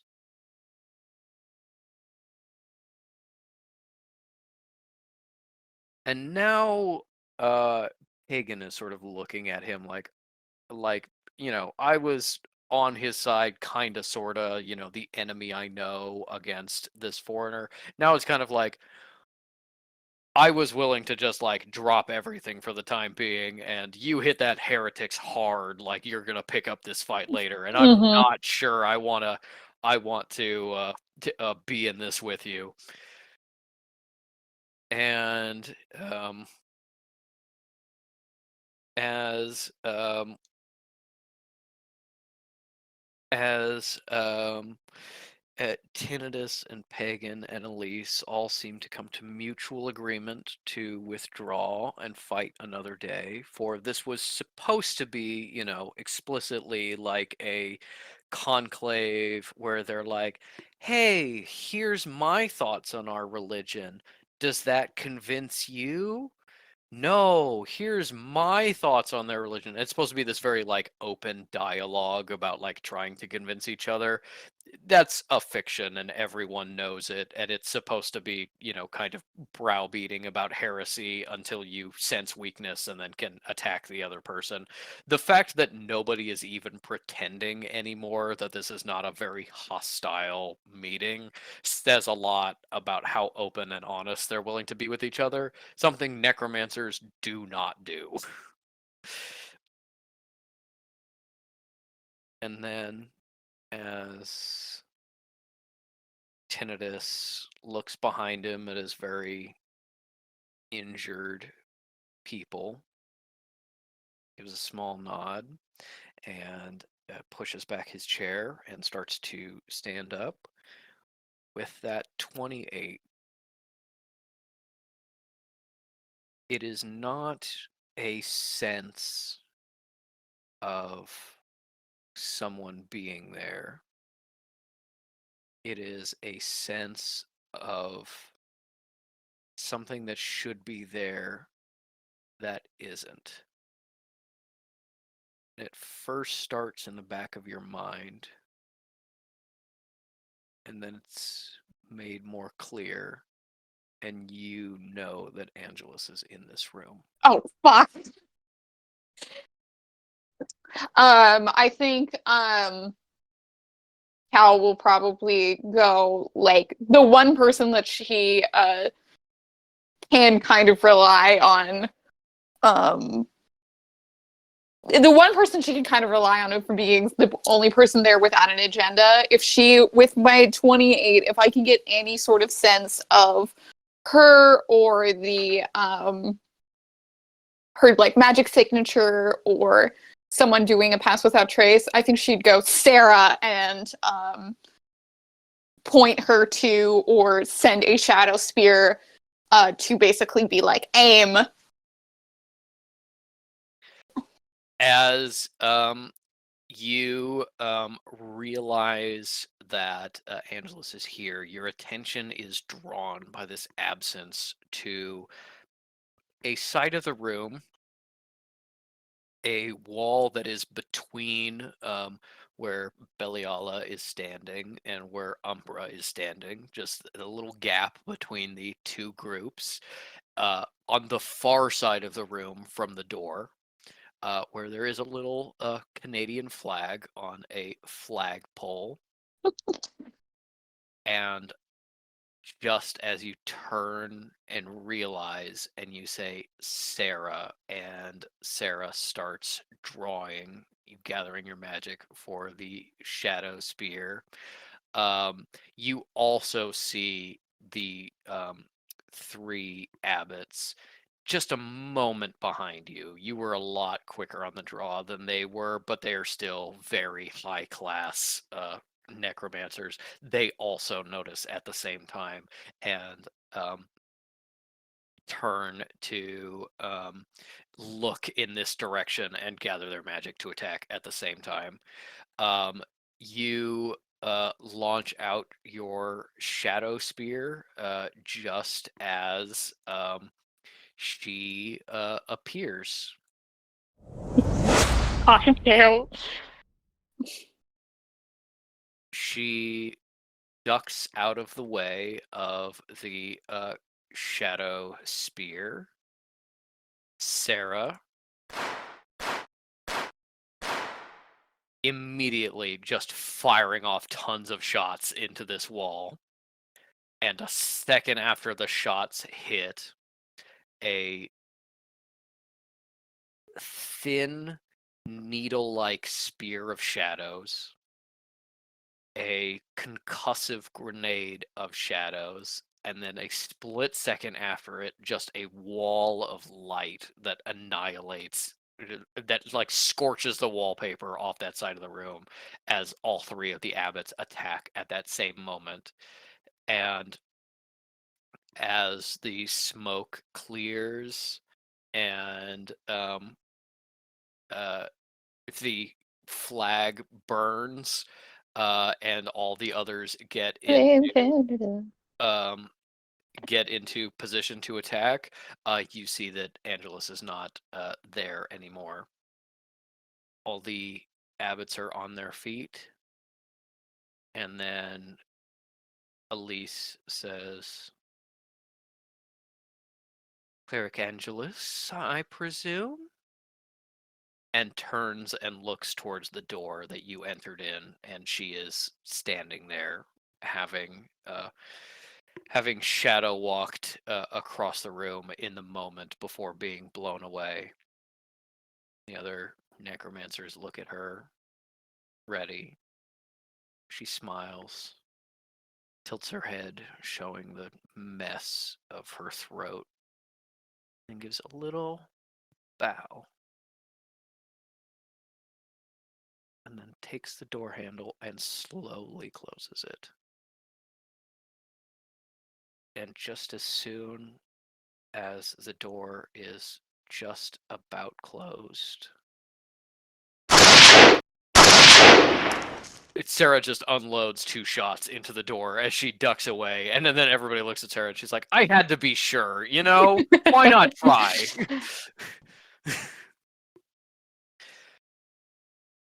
And the meeting breaks up. They have agreed that their enemy is more immediate than their beef with each other, and they are all kind of on guard as they separate out. As you're filing out of the room, Cleric Beliala steps up to Cal and very quietly goes, "I don't really understand what happened." Oh, yes, Fish, Sarah told me. What, do you want me to start from the beginning, or just tell you what will happen most recently and work my way backwards?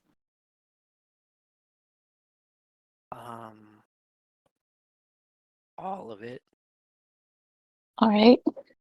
Fish is the one with the seal who was nice. The seal was nice? Yes. Okay.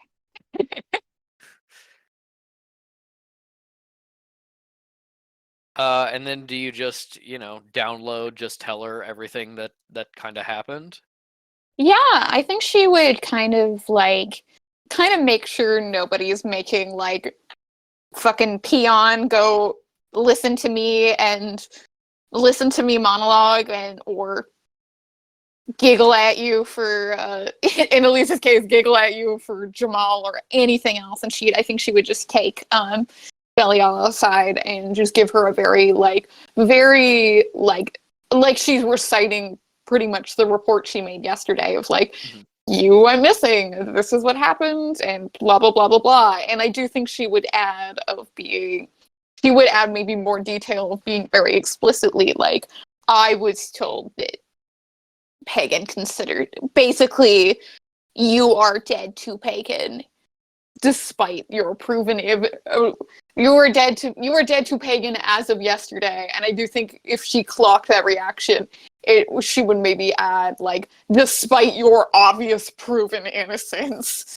I do not believe. I think this is the impression she gave yesterday, that she does not want to let you back into her fold. She seems, decently hurt by that and more than a little confused. You do give me an insight check into her as you are giving this report. 16. A lot of 16s today. A Yeah, lot of 16s. It was my mom's lucky number. that's a weird lucky number. It's her birthday. Oh, yeah, no, that's true. That makes sense. Um, uh, with a 16, you know, she is appreciative of you just like giving the facts, and you realize pretty quickly into the recitation that she really couldn't give much of a shit about like the personal relationships involved of being like, yeah, this person was mad at this person, and like this abbot was potentially going to fight this abbot, and she's like, don't care, don't care, don't care. Okay, there were zombies and people were in danger, that's important. um but she just seems like hurt and confused by the fact that she just kind of got blamed by this. And I think a 16 is enough to realize like, oh, between the interviews of the people when she went missing and your own interactions with her before, it's like she's not someone who wants to be involved in the politics of being a necromancer. She is someone who wants to like study and make new magic and do interesting things, and like this whole part of like to be a necromancer is inherently to learn how to lie, and backstabbing is just something that does not like is enough of a subtle social lesson that she just kind of never got, but also is something she just fundamentally does not care about or want. Mm-hmm. um, and uh, she she then reports to you kind of what happened to her, that uh when she got up in the night to uh um yeah, yeah. Some confusion there, I see it. Oh, she got up in the night because there was some sounds. She checked on Enharkin and saw that he was gone. This was the point when Enharkin snuck out to uh, report to Tinnitus. She was attacked in Harkin's room by someone she never saw. She was injured, and when she tried to defend herself, her power didn't seem to work right, and she escaped outside and tried to get to the chapel where Tinnitus was staying in order to, because that was the quickest like egress away from the place where she was attacked, where there might also be other people who could help her. And then she was taken out there in the graveyard, and she woke up in a box with fish standing over her. At that, Cal goes, frightening. Yeah. Um, she essentially says that it doesn't matter to me that much if Pagan is mad at me. I'm going to, you know, stay here, and that's where I'm living right now. So I'm going to go back with the others.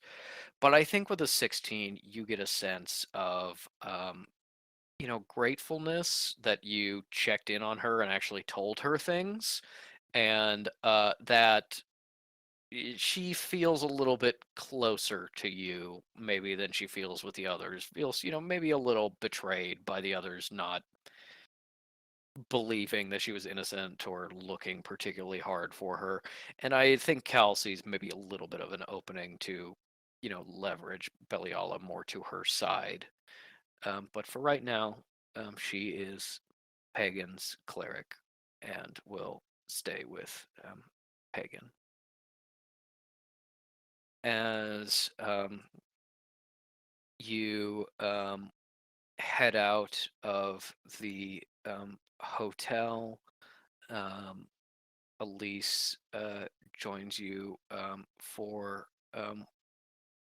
just a moment and says, "Well, that was a little more exciting than I expected from this trip. They expected maybe a little bit of sort of getting in each other's faces. I'm not really sure about the whole zombies and attacking and everything like that, but could have been worse.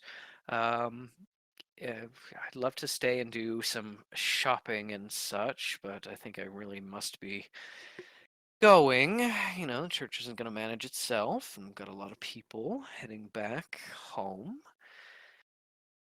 Uh, Ellie, it was very good to see you and to meet your friends, and I'm glad that you're taking care of yourself. And once once you wrap up here, maybe in another month or so, obviously we'll call and such. I mean, we've gone a long time without speaking, and frankly, that's unacceptable. So we will be calling at least weekly, but preferably more often. Perhaps in another month, we can try and see about perhaps you coming down for a visit. And I know that the children would love to see you, and I know that. Well, I mean, it's been a long time, and he looks around to make sure nobody can see you, and then gives you a big hug. While she's embracing her, Cal's gonna be like, "But I won't see you till then." Well, I mean, I just. Oh, excuse me. Um, it's just I'm busy. I've got experiments to run and things like that. We'll be in touch, and perhaps I can stop in once or twice to see how you're doing, and check on oh, what was his name? Jamal, I think, and see how that's going. But Nothing is going. Nothing is nothing is going. going. No. Nothing is going. You insult me. No, it's so nothing's happening. You're lying to me about what I'm my own not two lying. eyes can see. Oh, my little sister finally finding No, romance. I'm not. Oh. No. Oh. But in actual serious Mm. of that subject, I do have two clients for you that I do need you to speak to at some point. Oh. Excellent. Do we want to do sort of like a sending stone trade? Maybe set up a phone call, or is it sort of like a house visit? Yeah, maybe one of those. They are mortals, so I do need you to Ooh. be Yeah. very, very, very, very, very normal. So normal. So exceedingly normal. They understand that magic happens, but you can't, you have to imagine where your power was, let's say 10, 15 years ago. Let's go back to that. Healthy baby. That's it. It's two women. Two women want a healthy Okay. baby. Pretend Okay. you can't do anything other than that.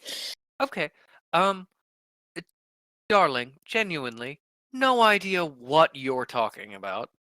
Be more normal. insane, crazy words that you were speaking out of your mouth. It just bizarre. Uh, but sure, I suppose yes.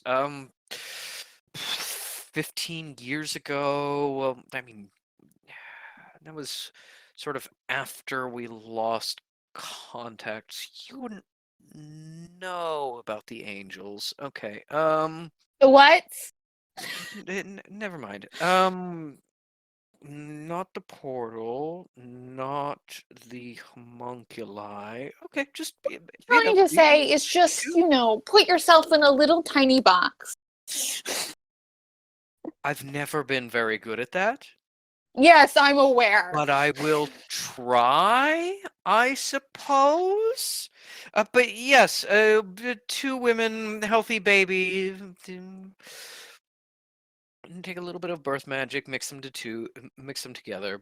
Do a little genetic modification. But yep. No genetic modification. No, none of that. What? Just healthy baby. Just healthy It baby. is necessary. Okay, when a man and a woman love each other very much or Shut are up. sexually attracted to each other in a specific way, their genes combine to make a child. Now, interesting is that you said two women, so I assume there's not some equipment that's there that is You are some type. overcomplicating this. Just listen to my words. Two women, want a child. I don't want you to have it make it magic or curly haired or blue eyed or whatever spin you want to put on it. Just a healthy child. I said they are people I respect and like. I told them that you could probably do it. Don't freak them out. Okay, well, I mean, normal child, that's a little different than, no genetic engineering. What I'm just trying to say is, if there's not any sort of sperm involved, you got to do a little bit of tweaking. But no. I understand. We leave it random, no influence on my part except what's necessary. And you're sure they don't want a magic child? What would two Then, like, mortals be able to do with a magic child? You want to I doom them to watch their child at I, I will speak to the parents, and we can have that discussion with them if you will give them my uh, personal phone number, or I guess borrow your sending stone. That could work. Um, yes, I'll discuss with them. I'll discuss with them what they're looking for. fine. Kitty! Kitty hat! Pepper's like, why?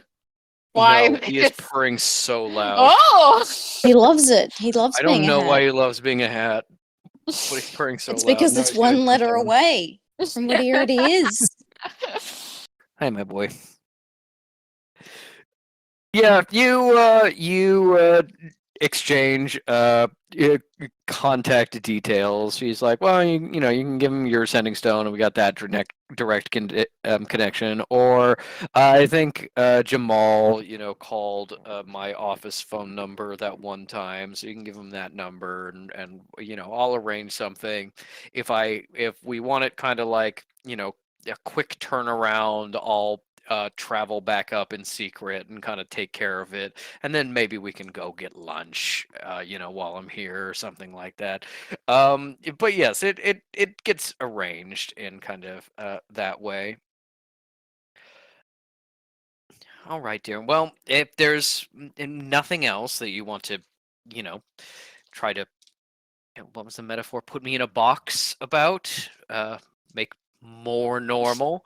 Um, I really, um, I really do think I need to be going. Or, oh, I don't know if you noticed, but Abbot Pagan knows who I am now, and so What? does I assume Cleric and Harkin and Oscura.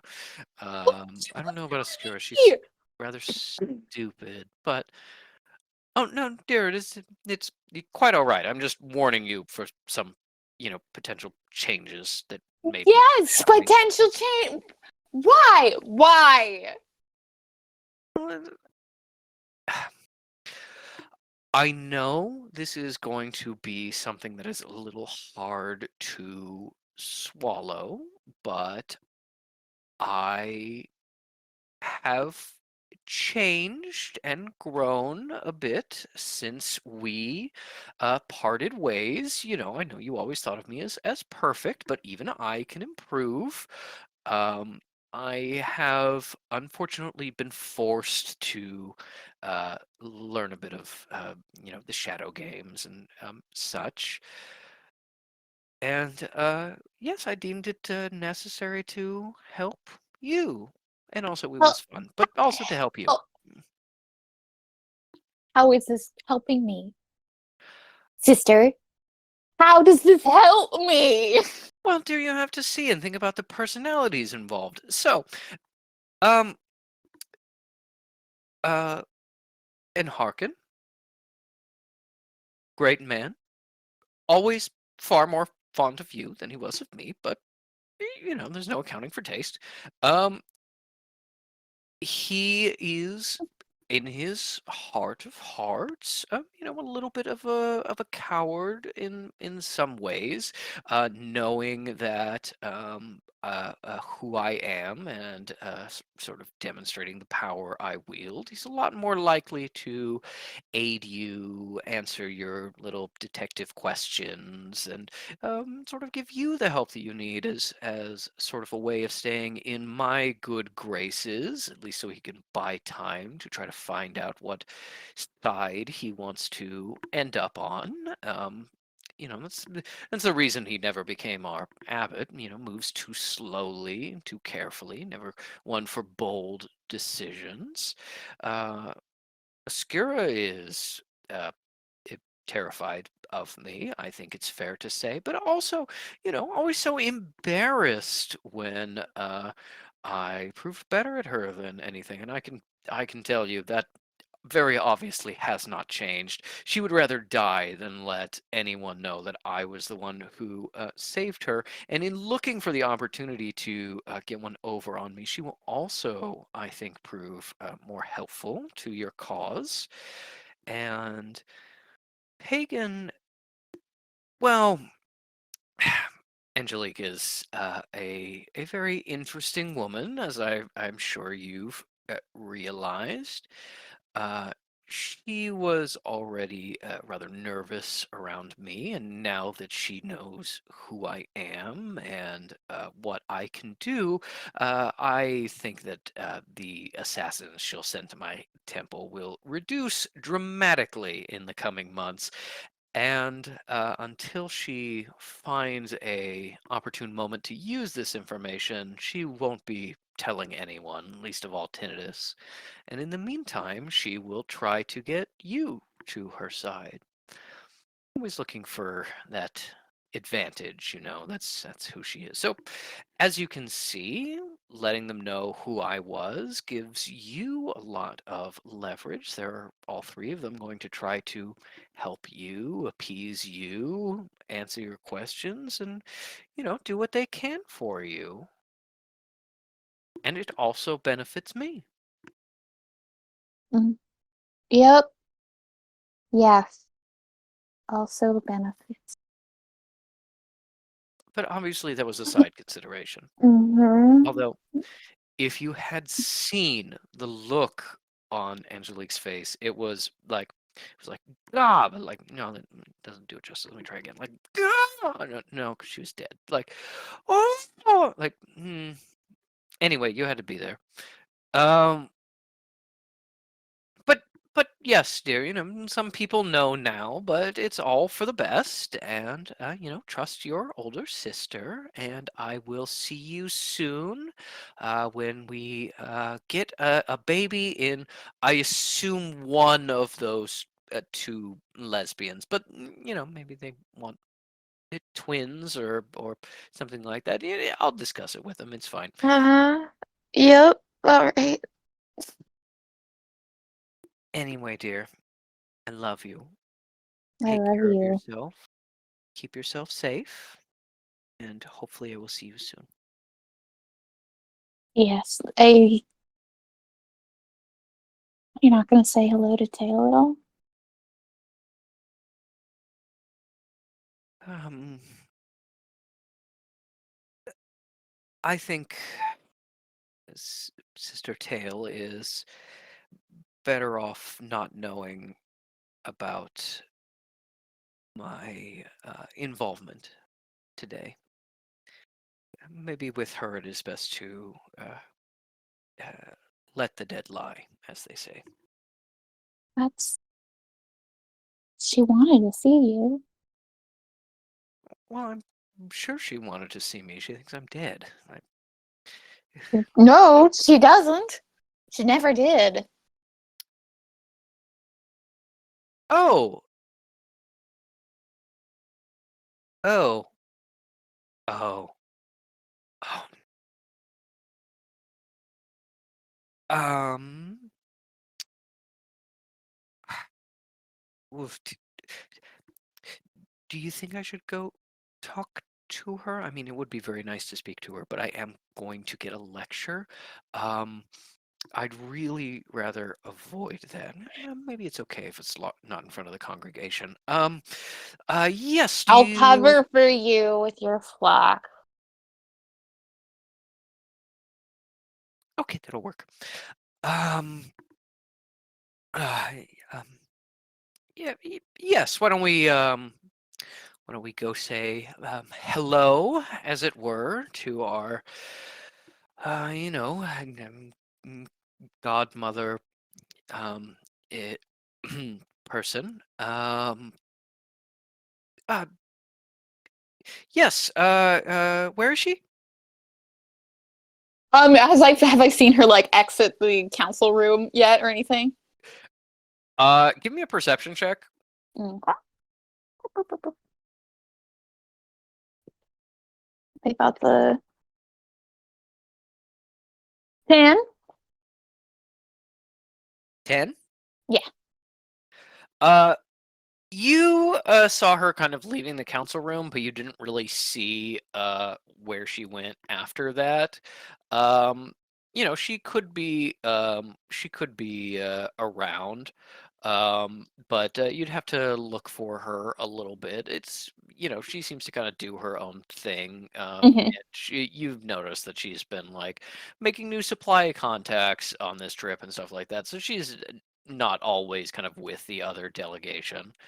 Um, as you and Elise head inside to go look for her, we cut to Sarah and Fish Making out on a corner.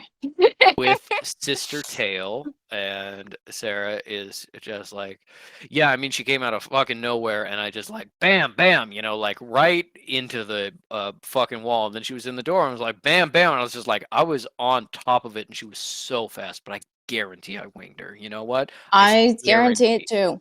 Yeah, You're a crack no shot. blood, but you never know with the necros, but. Well, she's probably like partially undead. She's got the That's fucking what slit I was throat. saying. Yeah, what the Yeah, fuck? Um, I cannot imagine not being able to talk. yeah. I mean, it seems like the absolute worst, Yeah, being like, hey, somebody like fucking bumps into you at the bar and you can't be like, hey, fuck you, being like, what's the point?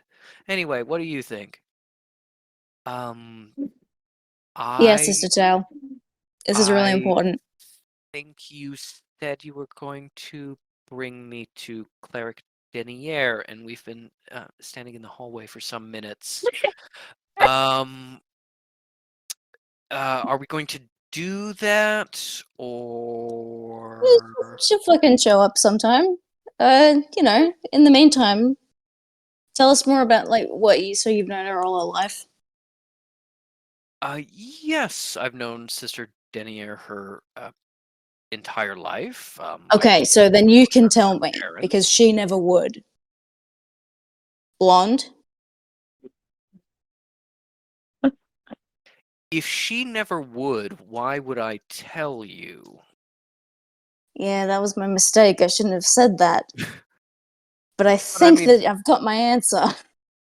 but I mean, just between us, to like blonde, right? Like, yeah, like give me a persuasion check with advantage as you and Sarah bully this woman into trying to reveal Cal's secrets.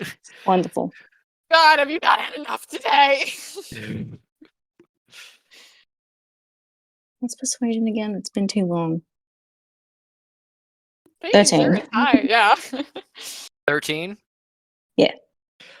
She just kind of expertly deflects you of just being like, oh, yeah, I mean, she was very cute as a child.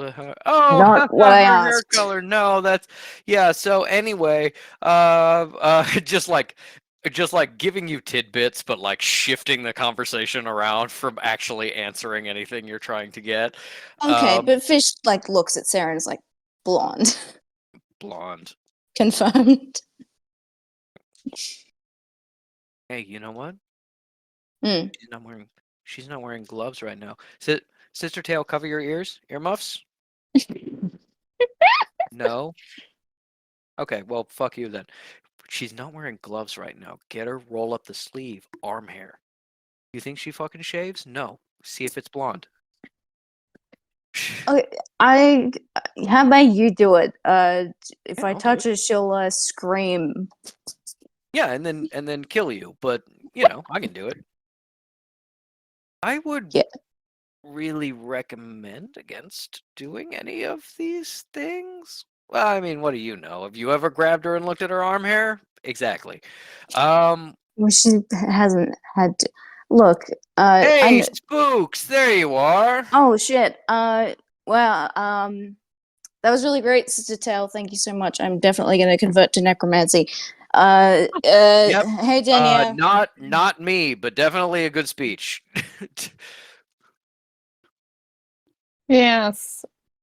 Mm, Wait, is Elise coming over as well? Elise Yeah. is like a couple of steps behind Cal. Yeah. Okay, so they go. They refer to her as Dania. See that Elise is coming and go. I mean, Caligulus, because I'm stating it out loud textually, so we all acknowledge it properly. That Fish is going to use Caligulus while Elise is listening. I think Cal did not clock this until now, and it's just like a Ugh. conversation has happened that I bet I hate. Something terrible has gone on here, and I don't have the energy to process it after the day I've had.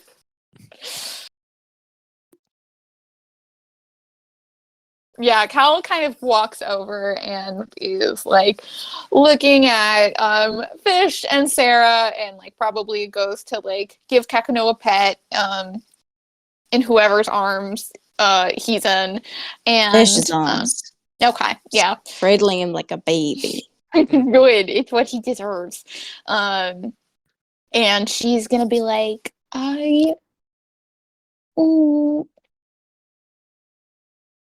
well, you and the three of us, well, four of us, need to Ink. debrief. And, you know, Sister Tail and the Reverend Mother really never got an opportunity to speak theories with each other.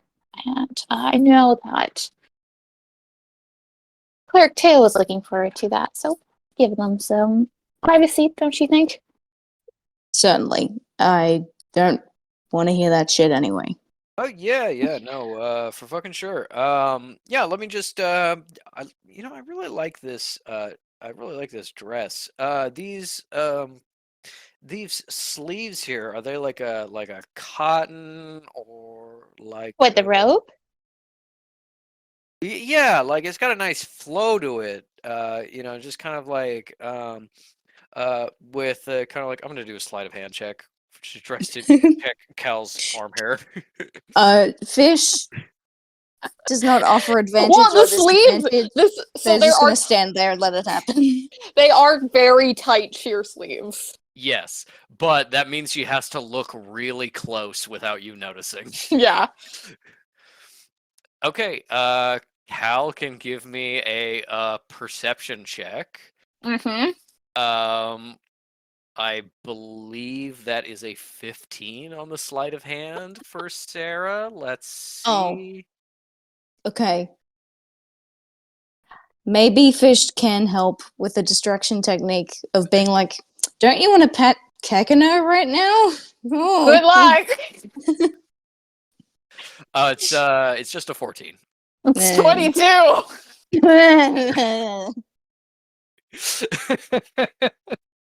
um, Hey, don't you want to pet Kekano right now? Yes, I always want a pet Kekano. What are you doing? Snappishly at No. Sarah. No, nothing. I was just admiring the sleeves. I didn't get a good look. I think it's blonde. Oh, Think what is blonde? Nothing. Kekano. Kekano, you can be blonde, right? he Change he colors. sure he can be blonde. Okay.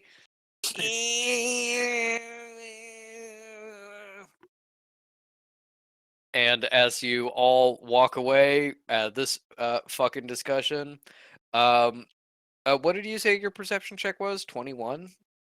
22. 22. As you are rounding the corner, you can hear in the background Elise and Tail speaking to each other. And just as you round the corner, you hear and then you peek back, and Elise is rubbing her cheek, now kind of red, a little bit. Um, Tail is also like stick thin, so that had no power behind it, even if she was trying to hurt. But you'd see that Elise is rubbing her face a little bit and is kind of like sheepishly talking to Tail, and then kind of opens her arms and pulls Tail into a hug. And Tail is kind of like pretending to fight it for a split second before leaning into the hug, and they are talking as you step away.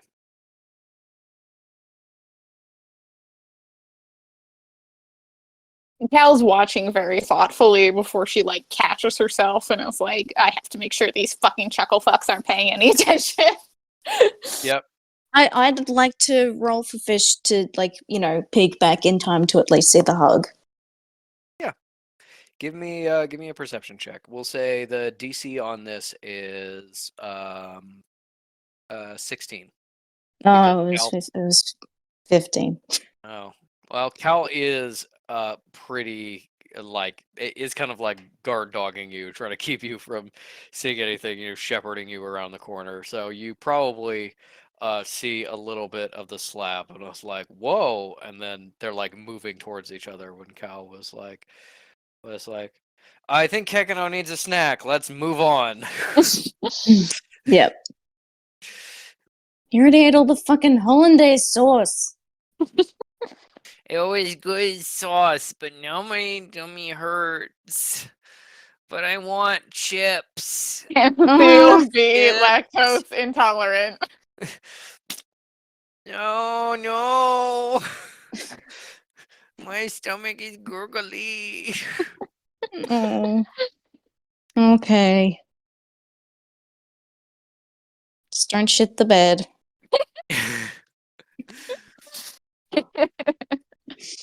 I think as the four of you walk off, take a little perhaps walk around um, the perimeter. As you come back into the hotel, you see that um, uh, all of Tinnitus's people seem ready to go. They have um, piled into the cars that they brought here and are just waiting on tail. Um, and you stumble across Tail and Elise in the same hallway you left them, and Powell is leading the way, and I think just gets a moment of seeing kind of the pullback after Tail gives Elise a little kiss on the cheek, and they seem to be done. And Elise um, is sleight of hand check. Terrible. Okay. You see Elise trying to very subtly dab the tears out of her eyes as she goes, I need to go check on the van, and and hurries away. Or the bus rather. um and yes, you are with Sister Tail again, and she says, um Sister Denier, I know today was perhaps more fraught than either of us had hoped. Mm, yes. I am very thankful that you are okay. And although, you know, combat is perhaps not the best example of your skills, you've always tended more towards a theoretical study and such. She's actually really good at it. Kel, shocked, full like head turn at that. Like she's waiting for the mean joke that comes after. And Fish looks at her and says, "You killed the ghost eater." Yeah, she, I'm gonna say, no shame. A lot about spooks is not great. Yeah, for sure. We are not contesting Fucking, that. you fucking killer at the whole necromancy, killing people, Yeah. like shadow slice kind of shit. Just amazing. Hmm. And Uh, Tail kind of just laughs a little bit and gives the two of you a very small smile, and then she said, what I was going to say was, I'm very proud of who you've become, and I'm very proud of who you're becoming. And I hope that you let even more people see who you are and why they should be proud and fond of you too, like I am. Uh, thank, thank you. Um, I believe that uh, our group will be staying at the chapel that Abbot Pagan has so kindly provided for us for at least a few more days, perhaps a bit longer, depending on the abbot's whims. Perhaps there is some time we could spend together in the coming days, Tonight? when Would you're you free, of course. could you join us for dinner tonight? Um. Oh fuck! It's Thursday. Sarah, come to dinner with me. Oh, yeah, like a local place or something. No. Sandwiches. Do you like pasta?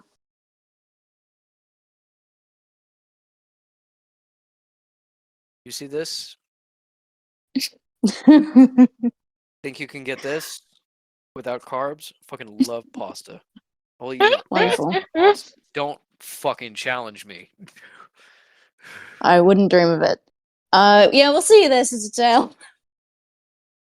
Oh, Yeah.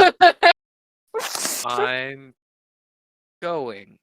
Uh, yes. No, I, dear, I will see you there. Thank you. Yes. Woo! I was like, this is a fucking weird day. She was literally like that thing where you're like, you invite someone to go do something, and then you go, oh shit, that means I have to go I have to do socialize. something, yes. Oh no, why did I say that? I just committed to something I may not have the energy for. Yeah, exactly. Yeah, and Sister Tail takes her leave. Tinnitus's necromancers head out. Elise and her people seem like they're ready to go. And as Metal rejoins you on the street, you can see that the hotel is now the other hotel that you were in is now police taped off to all hell, and there are forensic vans driving in to solve this, you know, uh, several tens of people homicide. Um, um, you see a old, incredibly crappy car putter up and park on the street, and Cleric Trevis come out uh, and speak briefly to Abbot Pagan. As you do you like approach at all to see what's happening? Because he hasn't been here this entire time, and as far as you know, was just like left at the chapel. I think Cal is exhausted. Yeah. She's Look, like, if this becomes an emergency, I'm stepping in, but I am not eavesdropping right now. I am drained. Cool. yeah, It was. I want to know, but Fish is like, oh, I know that guy. Anyway, Mhm. you know. This is the kind of thing where if you don't approach, she is going to approach you. So, you'll find out too. Yeah. But the two of them walk over to you as the rest of you reconvene, and Jamal has now rejoined you. I was going to ask about Jamal. Cal let herself forget for about from like the point that all of that weird magic shit was happening. She forgot Jamal existed, and it was a blissful 30 minutes for her. Yeah. Wow. Rip Jamal. Ouch. As you were all together and she walks over to you, she said, Sister Denier, this turned into a more exciting day than we expected, but it seems we have some good news. Thanks to the notes that you and your sanctuary assistant provided to us, it seems that uh, uh, you have narrowed down the location of our closest temple.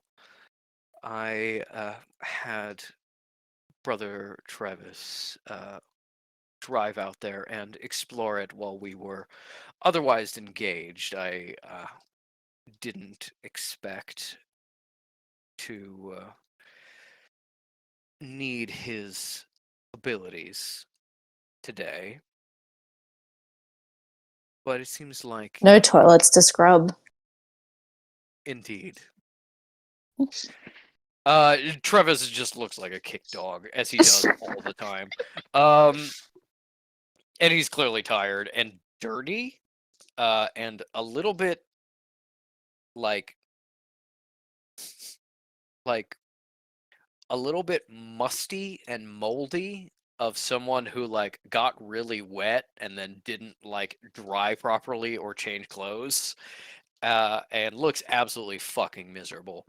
And uh, Abbot Pagan says, yes, it seems like we have conclusively located the actual location of the Temple of the Glass Falls, which is our closest former Canadian temple, and seems to be in not particularly good condition. But now that Brother Travis has explored it personally, we may start deciding whether to rehabilitate it into our new temple, or um, perhaps finding a new location for our temple to be if it proves to be too much of a disaster. But yes, thank you, sister, so much. You've been a wonderful help, and I cannot wait until we move into our new temple and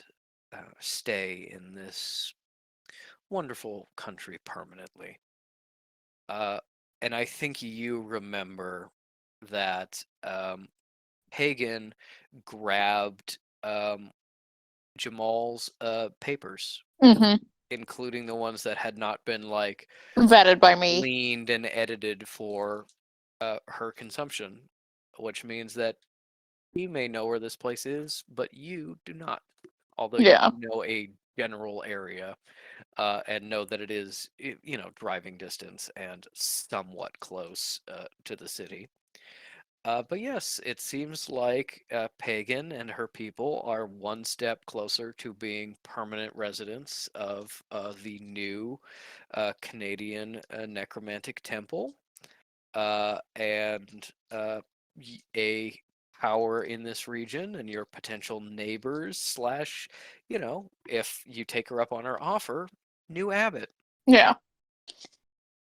I think I know this is bad news, but Cal's just like genuinely like, I'm so fucking tired. Yeah. Cool, great, awesome. Are we done? Is this conversation over? She just says, excellent work, sister, and heads off with her own people to drive back to her chapel. You get just a moment to say goodbye to Elise, to have a private moment to say your farewells for now, hoping to meet up again soon. Um, and then you are alone. Metal calls in your teleporter, and um, as Key jumps in, picks you up, and jumps out. We're teleporting back with Jamal, right? Yes. Cal's very awkward about that. Sarah's coming too? Sarah is not coming actually. She says she basically says, I got some leads to follow up on. I gotta figure out where the fuck this body went. I mean, you gotta assume it's close, right? Yeah. What do you like, rent a box truck or what? Anyway, I'll probably catch up with you at the sanctuary at some point. Just, keep an eye out, keep your butthole tight, and I'll see you whenever. Mm-hmm. You find yourself back on the outside of the sanctuary.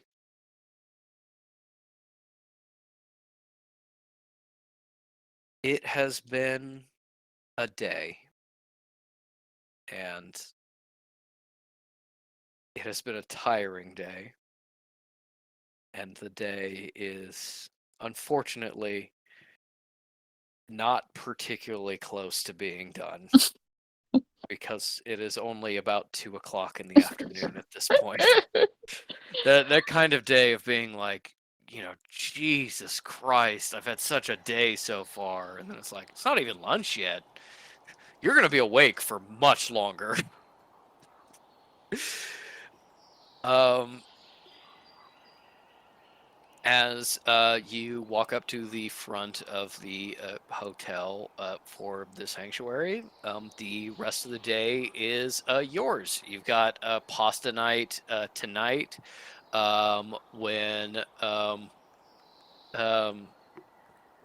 uh, Tail and Sarah will be there.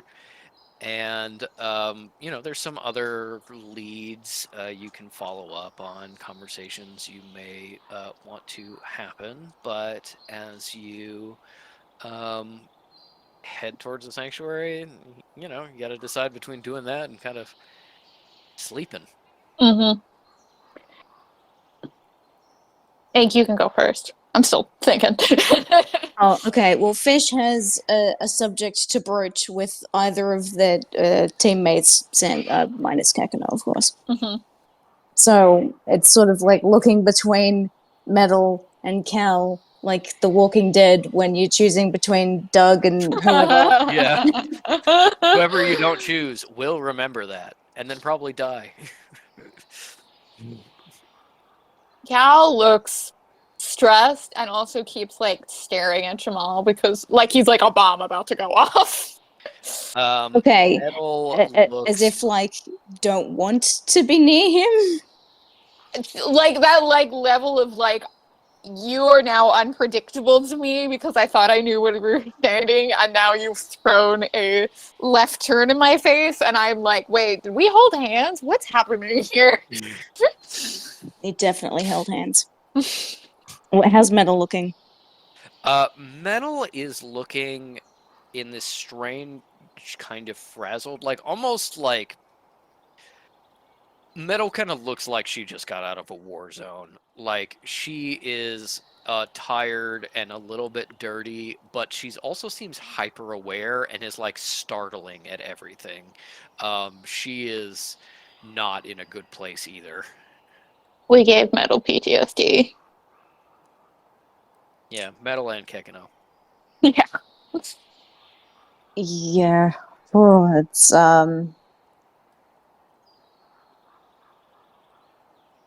maybe okay. Fish like rounds both ladies in. Like we're gonna Mm-hmm. have a secret, huddle. And goes, hey, uh, good hustle today, team. I think we really investigated the shit out of it, Oh, and thanks. yeah, Metal, you did real good. Um, as always, you do your best, and maybe you can tell us about what happened at the fucking sensitive eventually. Oh, I mean, nothing too important. Just um, I I had some things come up, but not the whole picture, and I think I'm just gonna wait until when I next meet up with him, and I know everything, if that's okay with you. It's not, but I'll let it be. Then yeah, um, Yes. so the Yeah. benefactor orchestrated the attack on the sanctuary. Yes. The slugs. Yes. Um, May's dig, which was to get not to. It was all connected to the fucking ampule, which is still out there as well. We've also got that. And then now funding your sister's church. I feel like the Jamal's still likelihood there, of right? Yes, they don't give a shit. Yeah. I Jamal is feel still like there, but is kind of like, what are you talking about? Yeah. He has no context for any of this. I I, will also remind you, as Wellerfish, you also know that Sinner delivered a package to the Society for Better Governance. and that there was as you've pointed out before in other sessions, there was a letter read from a Mr. Benedictine that Fish was suspicious of as a potential benefactor Fish wasn't there person. for that Thing. scene. That's right. Ink was. Ink Ink was. was suspicious. Um, and also, that in addition to kind of um, coordinating the attack on the sanctuary, that there were deliveries made to like operatives of the Second Dawn. So an even more direct being like what this terrorist group is doing may be on the benefactor's behalf, which isn't just like attack on the sanctuary. It's also like kidnapping those people, including Brennet Bash, the reflection expert, and you've now found incredibly realistic reflections kind of embedded in the sanctuary. Yes. So Fish lists the previous plot lines and also that, connections to Second Dawn and now your sister. Out of 5 things, what are the odds that 4 of them are for evil? And then one of them's good? Or that all 5 of them are for evil? I'm not saying your sister's evil. I'm saying because like if I was saying that your sister was evil, right? It's like I'd be saying that May was evil. She clearly wasn't. She was, misled, not informed on what was going on. It could easily be the same thing with Elise. I don't like calling her that. I'm gonna call her Elysium. Uh, I mean, so like, it could be just like maybe they're using it for a bad purpose. It doesn't have to be that Elise is bad. Like with that May, the dig was okay, I think, but there was some stuff there that they wanted that could have been bad. exactly what I'm saying, Metal. Um, so like, I get she's your sister and you love her and she loves you. Um, and so like obviously, we're not gonna fucking go all Aunt Cadence on her. Sorry, Metal. Um, Yeah. uh, Make your point. my point is, let's try and get her out of whatever fucked up situation she's in, right? If Elise puts herself into a situation, there is no force on Earth, much less me, that can convince her to get out of it. I'll keep an eye on it, and I mean, I think she'd listen to you, right? Because she's, your No. family. She's your. Okay. For once, Cal is like nodding as Smith says that. I'll keep an eye on it, and I'll do my best to report anything. But Okay. it'll be slow to change even her perception of something. Okay. Well, let's not tell her about the bomb. And You shouldn't have told her about very many things that you mentioned to her. I wasn't fucking thinking, Danielle. But I'm thinking now. And what I'm thinking is, I trust you to keep an eye on it, even if I don't fucking like it. And you can trust me, and Metal. Metal, you also can trust me. And you can trust her. It goes 3 ways, actually 4 ways. Um, and I think I can be trusted entirely. I absolutely. know secrets that I have not told anyone. Mm-hmm. Anyone. And on the subject of secrets that no one's told anyone, I don't think I explained to you guys why I called Jonas Jonas. That was my uh, uh, that was my Okay, Cal. given name, Oh, and I I don't know. It started off like a personal joke, but now I don't really understand. The point that I'm saying is that that's some information now that you have that I oh, would hope makes things even between us. why would that?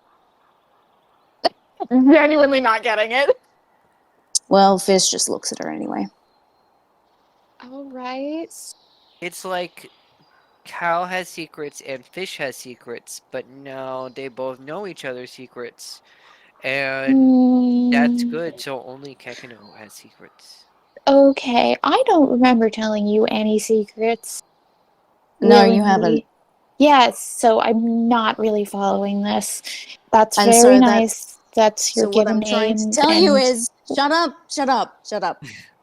I'm trying to tell That's you nice. that you can trust me with secrets of yours that you haven't given me. I I'm all right, actually. I don't really give secrets to anyone willingly at all, so I will continue keeping that up. That's very kind of you for letting us know your given name. Don't Thank you. no, we didn't have this conversation. Collisionist, if I give you a secret, will you tell me secrets? No, Oh, okay. I don't like talking about. I didn't even watch. I mean, I don't even like. You need to stop referring to her in that way in front of people over her shoulder at the very confused Jamal. Because I don't even want that information to be readily known. Why? You're gonna marry that guy, so I mean, why not? uh, what are I'm I'm sorry. What are we talking about? Hmm? Oh, nothing. Okay. Just don't mind me. I'll I'll be back here. I'm not. I really don't.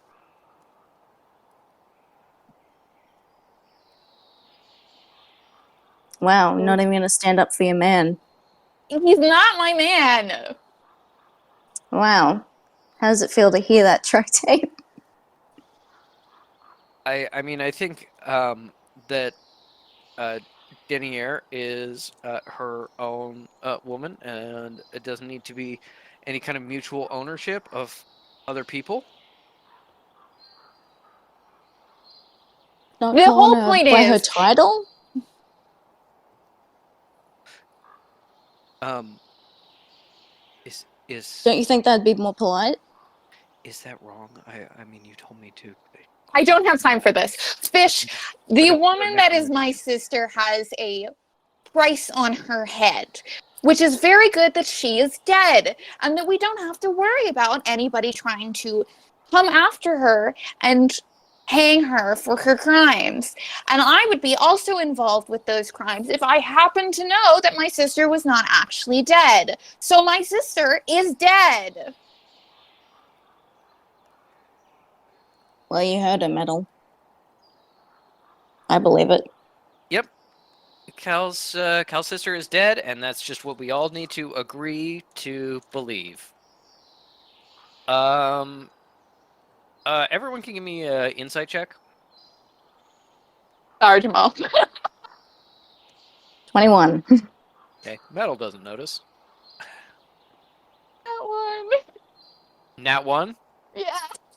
Okay, awesome. Fish is the only one that notices Jamal putting together. Oh my God, her sister. And Fish likes this and like makes eye contact with him and goes, "Yeah, yeah, fucking better believe it." Wow, wow, wow, wow. So yeah, he knows that now, and only Fish knows. um,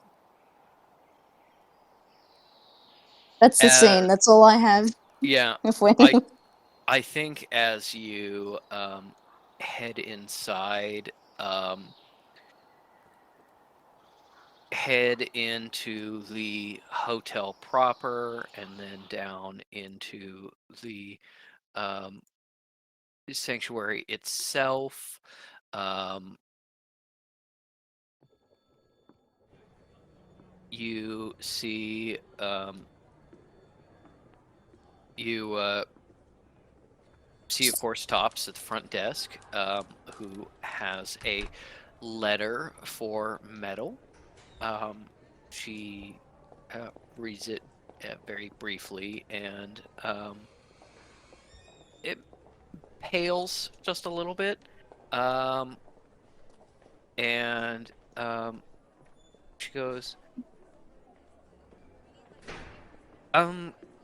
Polygonus, what do we have on the teleporter schedule for tomorrow?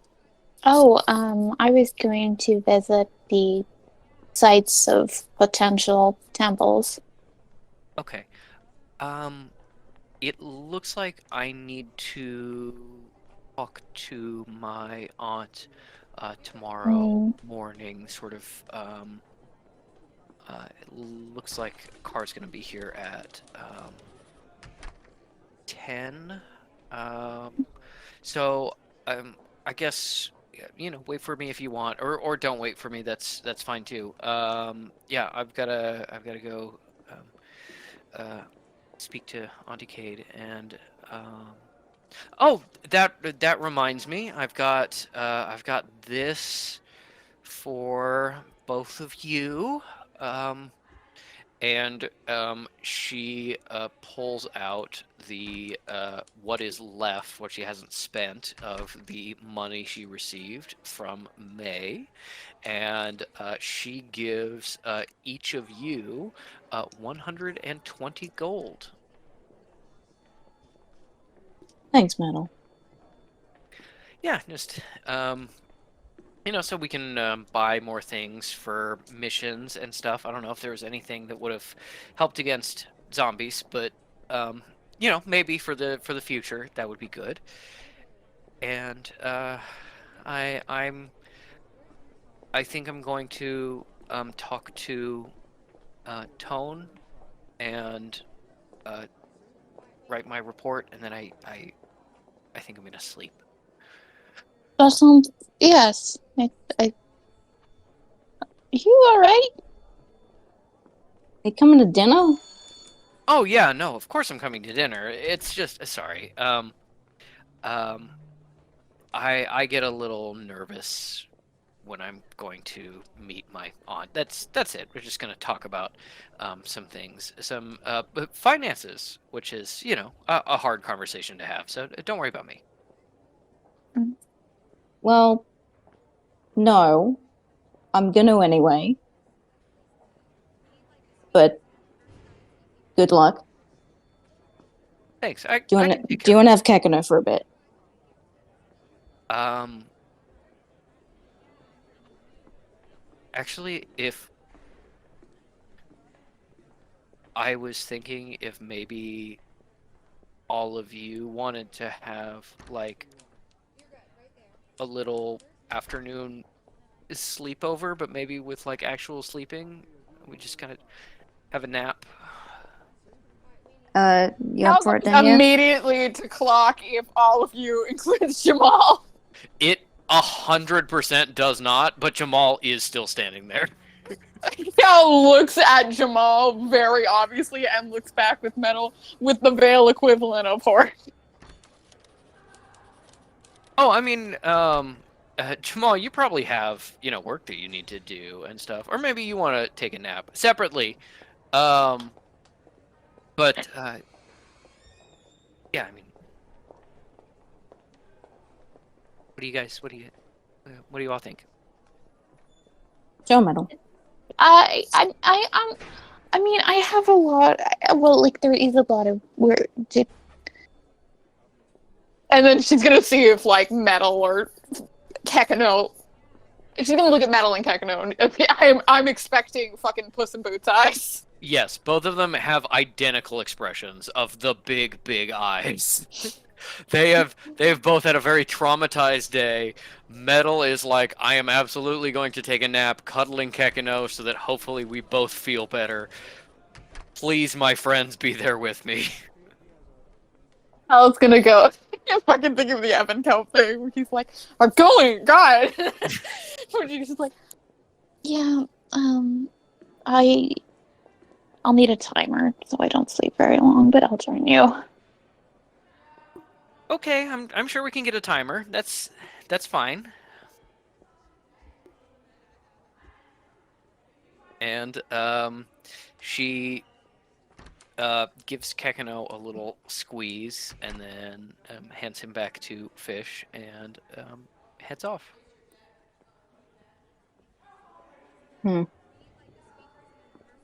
Something's Cal off. is, yeah, Cal is watching Metal leave, and she's gonna look at Fish and be like, I don't never like when her aunt is involved in something. No. So I'm glad we can agree on some things. Something. Anyway, I'll leave you with your assistant. Exits Just the Fish scene. like, yeah, Fish rescues up, and Cal has that moment of like, thank fucking God, they're gone. Oh no. So, Denier, was there any other work you wanted me to focus on or anything like that?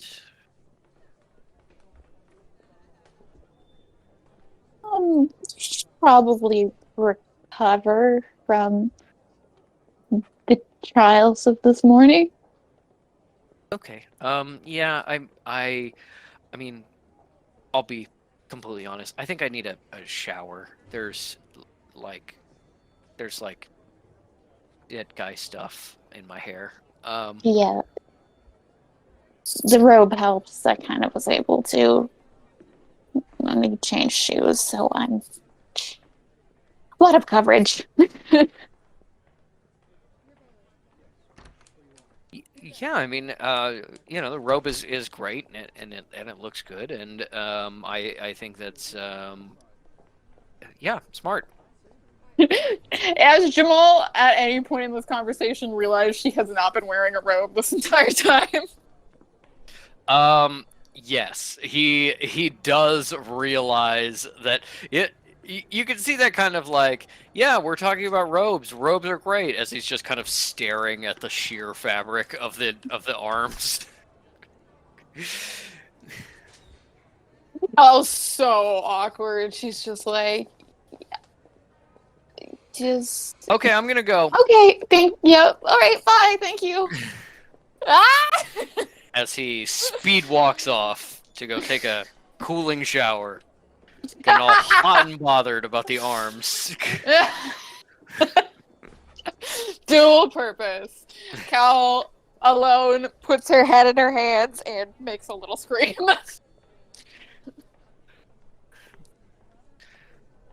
All right, I think we will. When will her suffering end?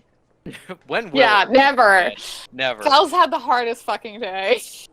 I think we will fast forward there through a lot of the rest of the day as you reconvene at Metal's room to have a little nap pile. Um, Metal has very conscientiously convinced someone to drag in another bunk so that Fish does not have to sleep on the floor. Um, and take a little nap holding Kekino. Is there anything else you want to accomplish today before we move into pasta night?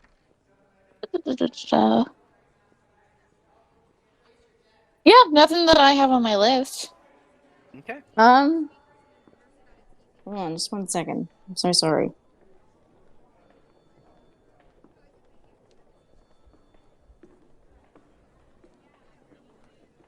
Nope. All right. All right, cool. As time moves on and you all sort of rest and recover, this is the equivalent of a short rest. As it goes on to evening, and although you've woken up, you're probably still kind of hanging around, being a little slow today. It's been a big and trying day, physically, emotionally, what have you. Um, and you see that Arcanist Goph is coming down the hall and knocking on Metal's door. He is absolutely smeared with grease. Every surface. He's clearly been working hard all day. He does leave a handprint on Metal's door, but he seems satisfied with the work he's doing. You'd even here in the hallways decently far from where the Arcanist workshop is, you've heard the banging and slamming of building the machine that's going to track down the ampule. And he seems kind of satisfied with his work. And as you open the door, he's just like, "Oh, hey, yeah, I heard we got like a teleporter thing. That Metal was talking about, like going somewhere for pasta night. What are we thinking? What are we doing? Kind of what's the situation? Well, it's gonna have to be a place that's gonna take a party of like a dozen people. Oh, we got more coming. Yeah. Oh yeah, I got this girl. I think you'll really like her. You can get into some stories of fucked up shit that you've seen or done. I think it's a great match. Not like that. I'm fucking her. Oh no, I mean respectfully.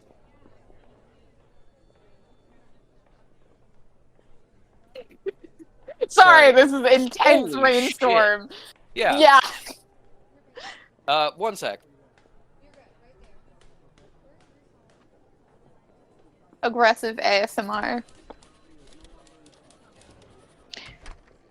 I can hear it.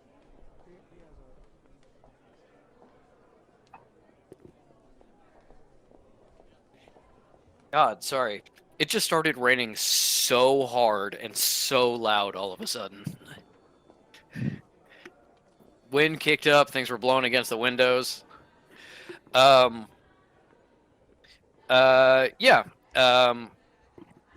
He's He was like respectfully something about Sarah. Yeah, he was like respectfully,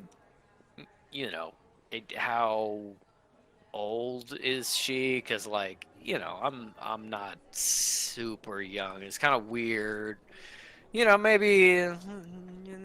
Anyway, whatever. This is the first time Cal has conceived that Sarah has an age, and she does sit up and she's like, "Wait, how old is Sarah?"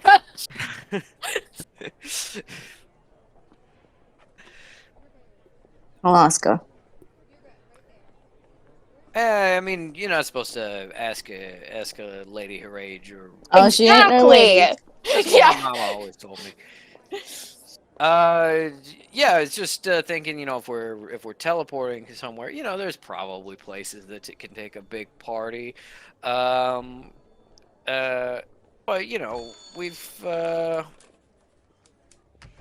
we can figure something out. It's not a big deal. If we're, because if we're going somewhere else, that's not here, we can, also invite some other people, like Claire. She doesn't get to come all that often because usually we host in the sanctuary and she's not allowed in here because she's mortal, but she's not Jessie, so, But yeah, we can figure something out. Any ideas?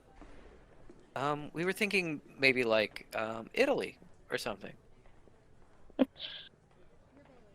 Okay, so just kind of like, fuck me, go up against a professional pasta maker at some, fancy fucking restaurant. No, I see what it is. No, it's It all was right. her idea. Whew. All right, I see where I stand. We have this rich girl being like, I can't fucking deal with this box pasta anymore. Boxed Absolutely. pasta and jarred sauce. Absolutely. Yeah, I mean, I think we can go to Italy, and then my parents Sorry, you tell me were about gonna the wait place. with your aunt about the finances? Yeah. How much is trip to Italy gonna cost us? Free. We're going by the teleporter. No, but like for Uh, whatever. Well, I was just kind of thinking, like, we go to a place and we get whatever a large size angel Oh, hair the old pasta dine and is, dash. and then no, I wasn't thinking Yes. of dining and dashing, but there's we have some mortal money with dollars and such, and we get the hello? Parmesan to put on the angel hair pasta, and then it's kind of like we buy one dish and it feeds everybody, and that's pretty cheap. He'll also should have some. Yeah, I'd say confidently. What are we looking at for Italian money? Euros? At this point in time, what was it, the lira? I don't remember. Yeah. The lira was Greece. We This have a was very this was noisy long cat. before the euros. Yeah, that's what I was curious. But basically, Cal would be like, Dale visits Italy fairly often, actually, Yes. so she might actually have um some Italian money on her. No, it was the lira. Okay. Good job. We should never doubt. We should never doubt the fun fact machine. Um. So, above table, you definitely have Canadian dollars, and Hmm. you have sanctuary gold and silver, which is the equivalent of, like, this is a unprocessed gold nugget. This is a Spanish doubloon. This is like an ancient Roman silver coin, stuff Yeah. like that. Like, you can go and you can absolutely pay with what you have. You will confuse the ever-loving shit out of some poor Italian waiter, but you can and probably should do that.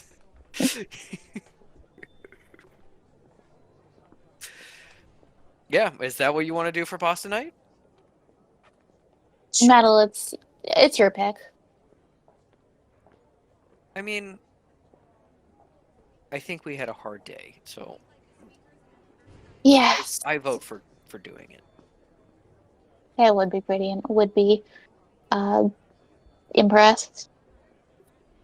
If I love your pasta, but you have been slaving over a bomb fighting machine all day, so let someone else do it for you. That is a really good point, and I'm glad you brought it up, and I respect you. Yeah. Well, someone has to. Rude, but it just kind of like gives you a low high five. Um, Cal only has recently learned what a high five was, but he Yeah. is glad to receive it. it was taught by Gof. Um, their only lesson together. Gof is like, oh shit. Speaking of which, I was supposed to be teaching you symbol stuff and Mm. doing all that. Real busy. Gotta be on hold. But maybe I'll be able to figure something out. Maybe some like self lessons or something like that. I don't know. I'll think about Yeah. it over dinner. Yeah. I've been practicing while doing not chemotherapy. Yeah, and that Dr. Ket, he's got some kind of basic level symbol stuff, a lot of medical stuff. Yeah, he's they're a good person. So hopefully they can teach you some things. But maybe I'll figure out like an actual lesson for you or something. Anyway, let's go to Italy. Yeah. As it falls to nighttime, and first Sarah and then Sister Tail appear at the outside of the sanctuary, and then Claire, Jesse's wife. Um, Cal now has the opportunity of being like, "Hey, here's my sister's phone number. Call and she'll put a baby in you." Um, um, you all gather together to head out to pasta night. No Jamal, right? No Jamal. He is taking the night off. Oh, I thought you were gonna say it's taking the longest shower. He's still there. He is still there. Just mentally being like, does that mean they have similar lips? Oh my god. I held her hand. Yeah, poor guy. Anyway, as you all teleport out to your pasta night, do you think there's anything you talk about specifically? Or you Did just Sarah come with? have a good time? Yeah, Sarah absolutely comes with you. Okay, She well, Fish is deciding to stick by her and socialize with her and just be like, hey, look at that. Did you know I can speak Italian? In parentheses, they cannot. Yeah. Oh, these and more. You convince. Roll me a persuasion check for me.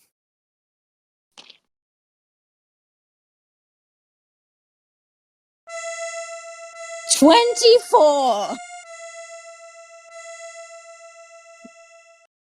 Oh, this was supposed to be Italian accordion. But Yeah. not. I was like, I thought Weird MIDI I thought shit. we were going into Bellanote from fucking Lady in the Tramp. Tekino absolutely tries to do a Lady in the Tramp with someone. Yes. He in fact is trying to do a Lady in the Tramp with everyone. Yeah. He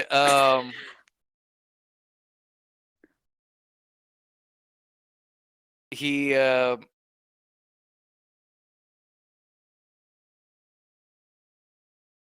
sorry, I'm just trying to find Italian sound effects, but not working. He first of Alright, all, get in here. you convince Sarah that you can speak Italian and teach her Italian, much to the confusion of everybody around you. Including Tail, who I imagine does speak a little Italian. Yes, Tail absolutely speaks Italian, but is too polite to call you out on it. She's great. Sarah almost gets in a fist fight with one of the waiters. Um, Ellie, you joke, but the sound effects I was going through, I was like Italian ambiance, and every once in a while, it was like a recording of an Italian restaurant I was at, and most of them were like, "Mamma mia, ciao bella." Okay, that's Amore, but it's Neil Cicerega's version from Mouth Dreams. Wow. Um. Uh.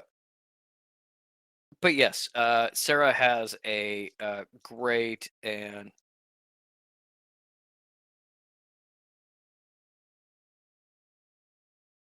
God, these sound effects are so weird. Okay, I'm gonna give up.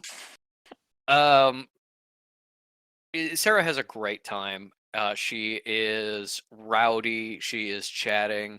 She has almost a bottle and a half of wine, so she is probably spending the night in whatever random sanctuary room you can get her. Whatever.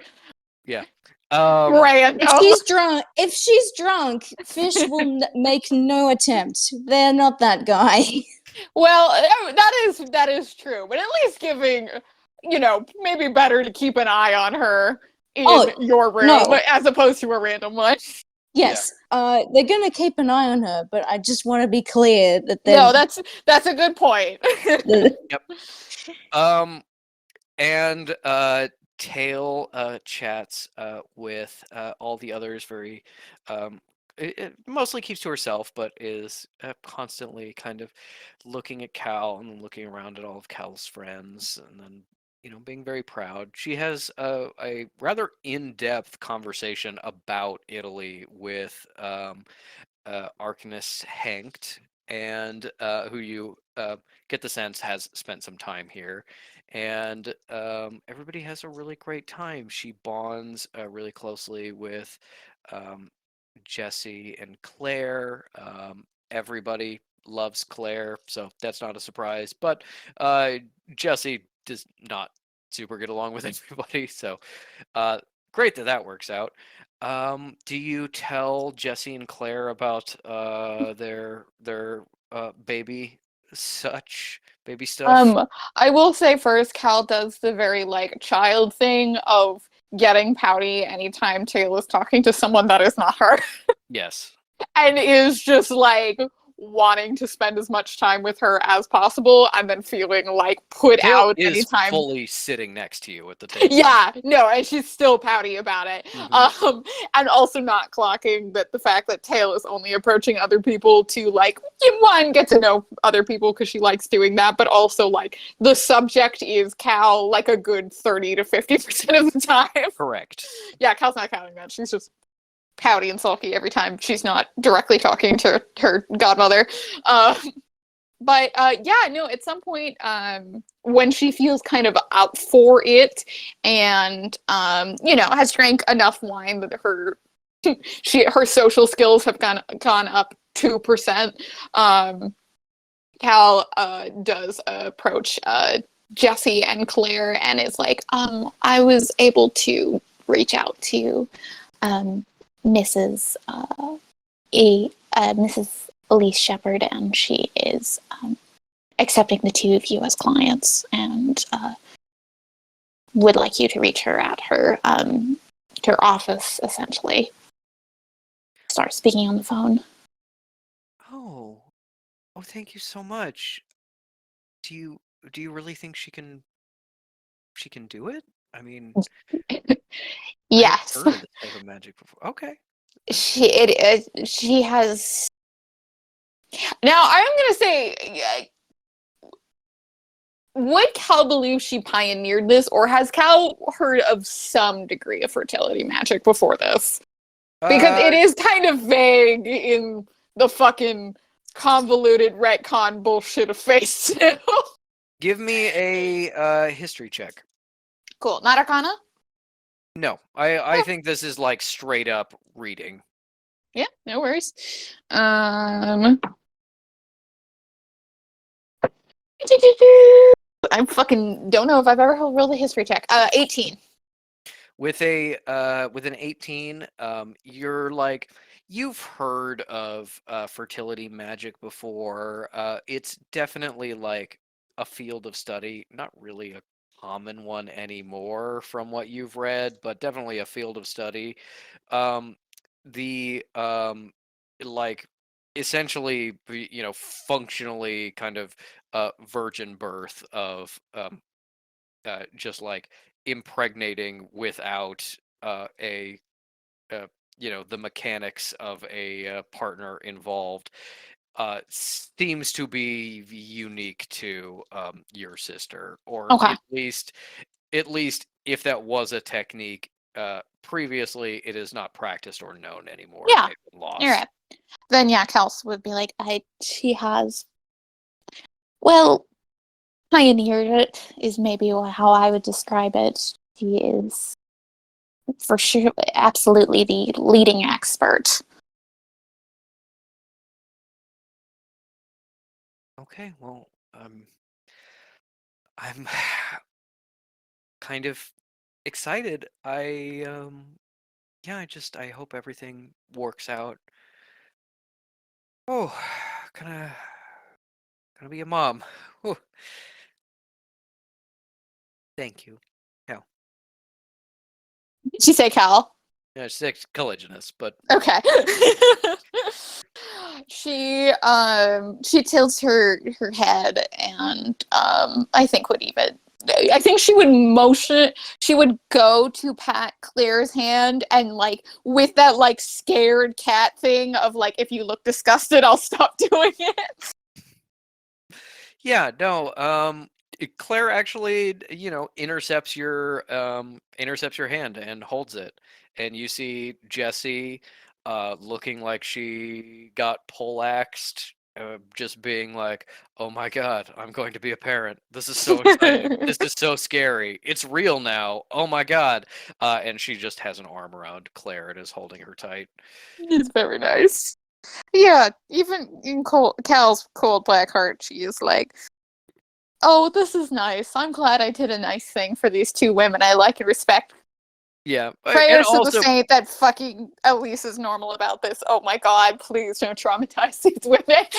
yeah, also probably a little bit of being like, well, look, Elise can do nice things with her magic. It doesn't all have to be weird. Horror, yeah. And So I will say this is hypothetically can do nice things. The yeah, jury's still out on the horror.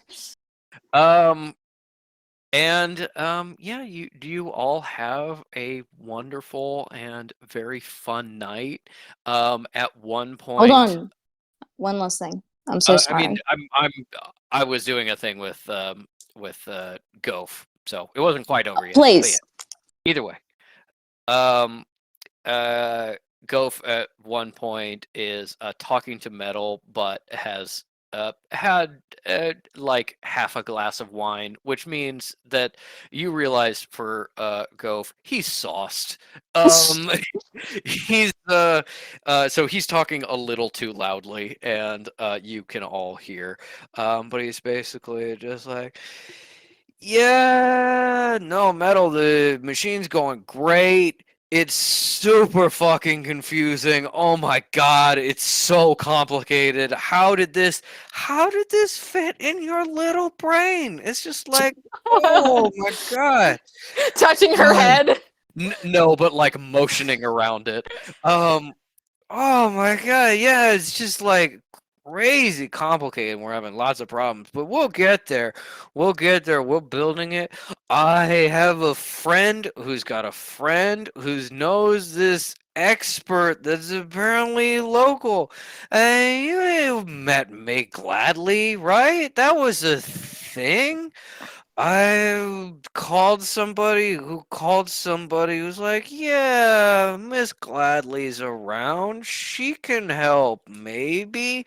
And so, yeah, maybe we'll get some help. Is she nice? Do you like her?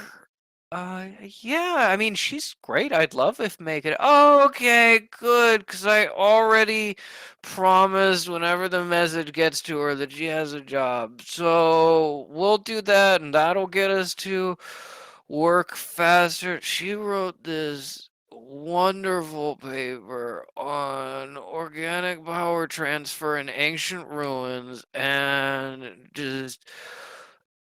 Oh, I need to lie down. Arcanist Hank on the other side is like, um, yes, I think you need to lie down. Let's. Oh, nope, under the table. Okay. Um, what is Fish doing this evening? Probably, maybe not at dinner, Hmm. but they're gonna explain the they're gonna tell Sarah about Isle because they said that they would. All right. Ooh. There is. Here's a question. Does Fish do this when Sarah is already drunk or when she is just starting out? Because those will get very different responses. They would like privacy to do it, so I guess Maybe not that night. Maybe in the morning. Like they wanted to be aware. You know. Yeah. And what they say is, we're not necessarily doing the scene. I'm just saying, they go, all right, the story is this, that she's a traitor and she sucks. But don't worry, she's not. And she's absolutely coming back.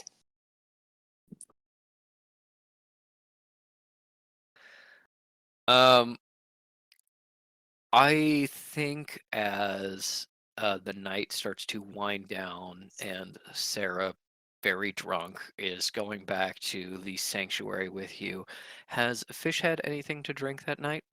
Oh yeah, they're tipsy. Okay, go ahead and give me a Constitution saving throw with advantage if you've only had a little.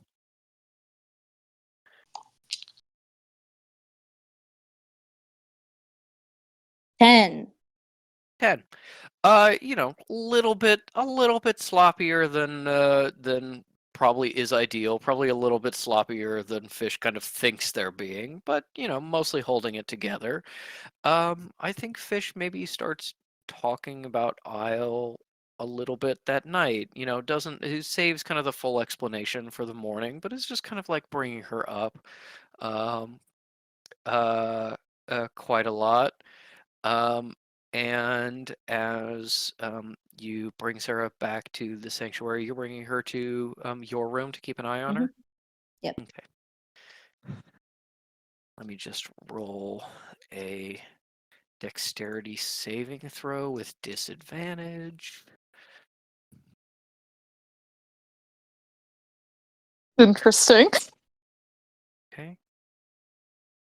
That is going to be a 7. Oof. Sarah is getting back to your room. You're unlocking the door and letting her in. Probably looking at the piece of floor that Isle had claimed for her own, now empty. And as Sarah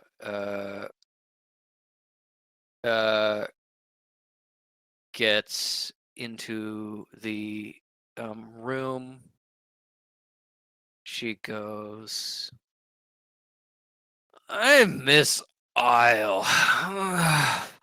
Starts taking her shirt off, bra off, throw it on the bed, and said, You and Isle are good. There's nothing, just hand stuff. And then falls, bounces off the edge of the bed, falls on the floor, is unconscious, half naked. Fish looks at her and goes, yeah. And picks her up and shoves her on the bed. Doesn't like tuck her in or anything, but it's just like, Yeah. okay, you get on there so that you can be sleeping on a proper surface. And they sit down. If you'd like me to roll for picking her up, of course I shall. But after that, they sit down leaning against the bed and I imagine like kind of fall asleep like that. Once again, just to remind you, there are 2 beds in this room. Isle chose to sleep on the floor. So you No, they're choosing. okay. Just making sure. Yeah, give me a athletics check to lift up Sarah.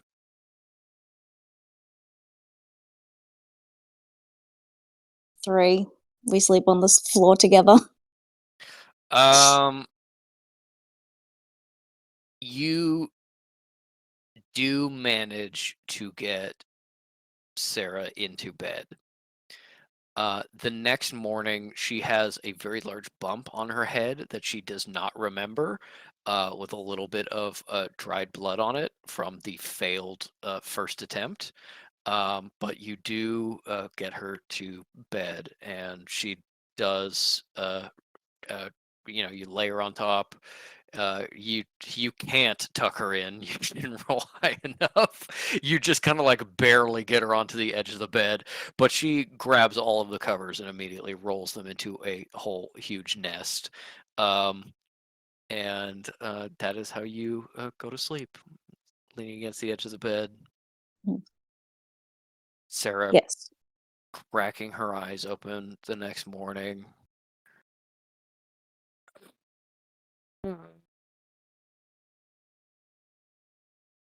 Jesus Christ.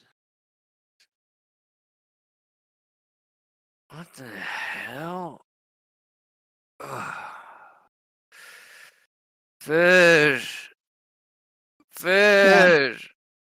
Did Yeah. I fight someone last night? Ugh.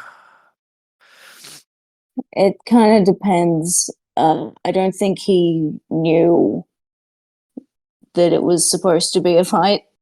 That's the best kind of fight to have. Get them when they're not expecting it. Yeah. Ugh. It tastes like something died in my mouth.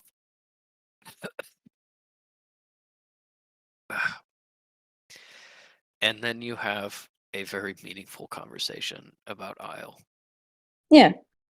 as you begin to wake up. Do you confess to dropping her on her head as you tried to get her in bed? She did that. Nope, she tripped. I did everything I could. I swooped in valiantly to catch you, but it was too late. I'm so sorry. Give me a persuasion check or a deception check. I'm still gonna give her disadvantage for the hangover. All right. 21. She got an 8, so she totally believes Okay. you. Cool. You are the heroic white knight in Sarah's eyes, and yeah, that is how you end the night and start the morning. I think Kekano went that with the Cal medal, just to be clear. He's yes, not here. absolutely. No, Kekano is hiding under the bed, shivering, being like, "What the hell? What the hell happened?" No, he absolutely got picked up by metal and slept in her room. Um, but yeah, that is how Pasta Night ends. And I think next session we will start with the morning and day of Friday, and we will see what happens. Mm-hmm. Before we end for the night, is there any thoughts about what anyone wants to do on this Friday other than Cal traveling to the locations to scope them out? Um, is there anything, any thoughts about things you want to do, scenes you want to have? You have money now, so you can purchase upgrades and stuff. I will consult the shop list that you gave us if I can fucking find it. Sounds good. It should be in handouts and documents. I got it. Nope, it's not. No, it's okay. I saved it. I have it. Good. I will upload it to handouts and documents anyway, because we need that more easily accessible. All right. When's Cal's not date? Not date in the Cal, fact that only one person thinks it's a date. Cal's not date was not set. Oh, it is in documents and handouts. Okay. Um, Cal's not date was not actually set. It's probably going to be like when you get time. Jamal is a weenie, so Yeah. it's gonna be when there's time. If Cal's busy, he's not gonna ask. If Cal's not busy, they're gonna have it then. So maybe it happens. Friday night. Maybe it happens Saturday. Maybe it doesn't Okay. happen for like 4 or 5 days, depending Yeah. on how busy Cal gets.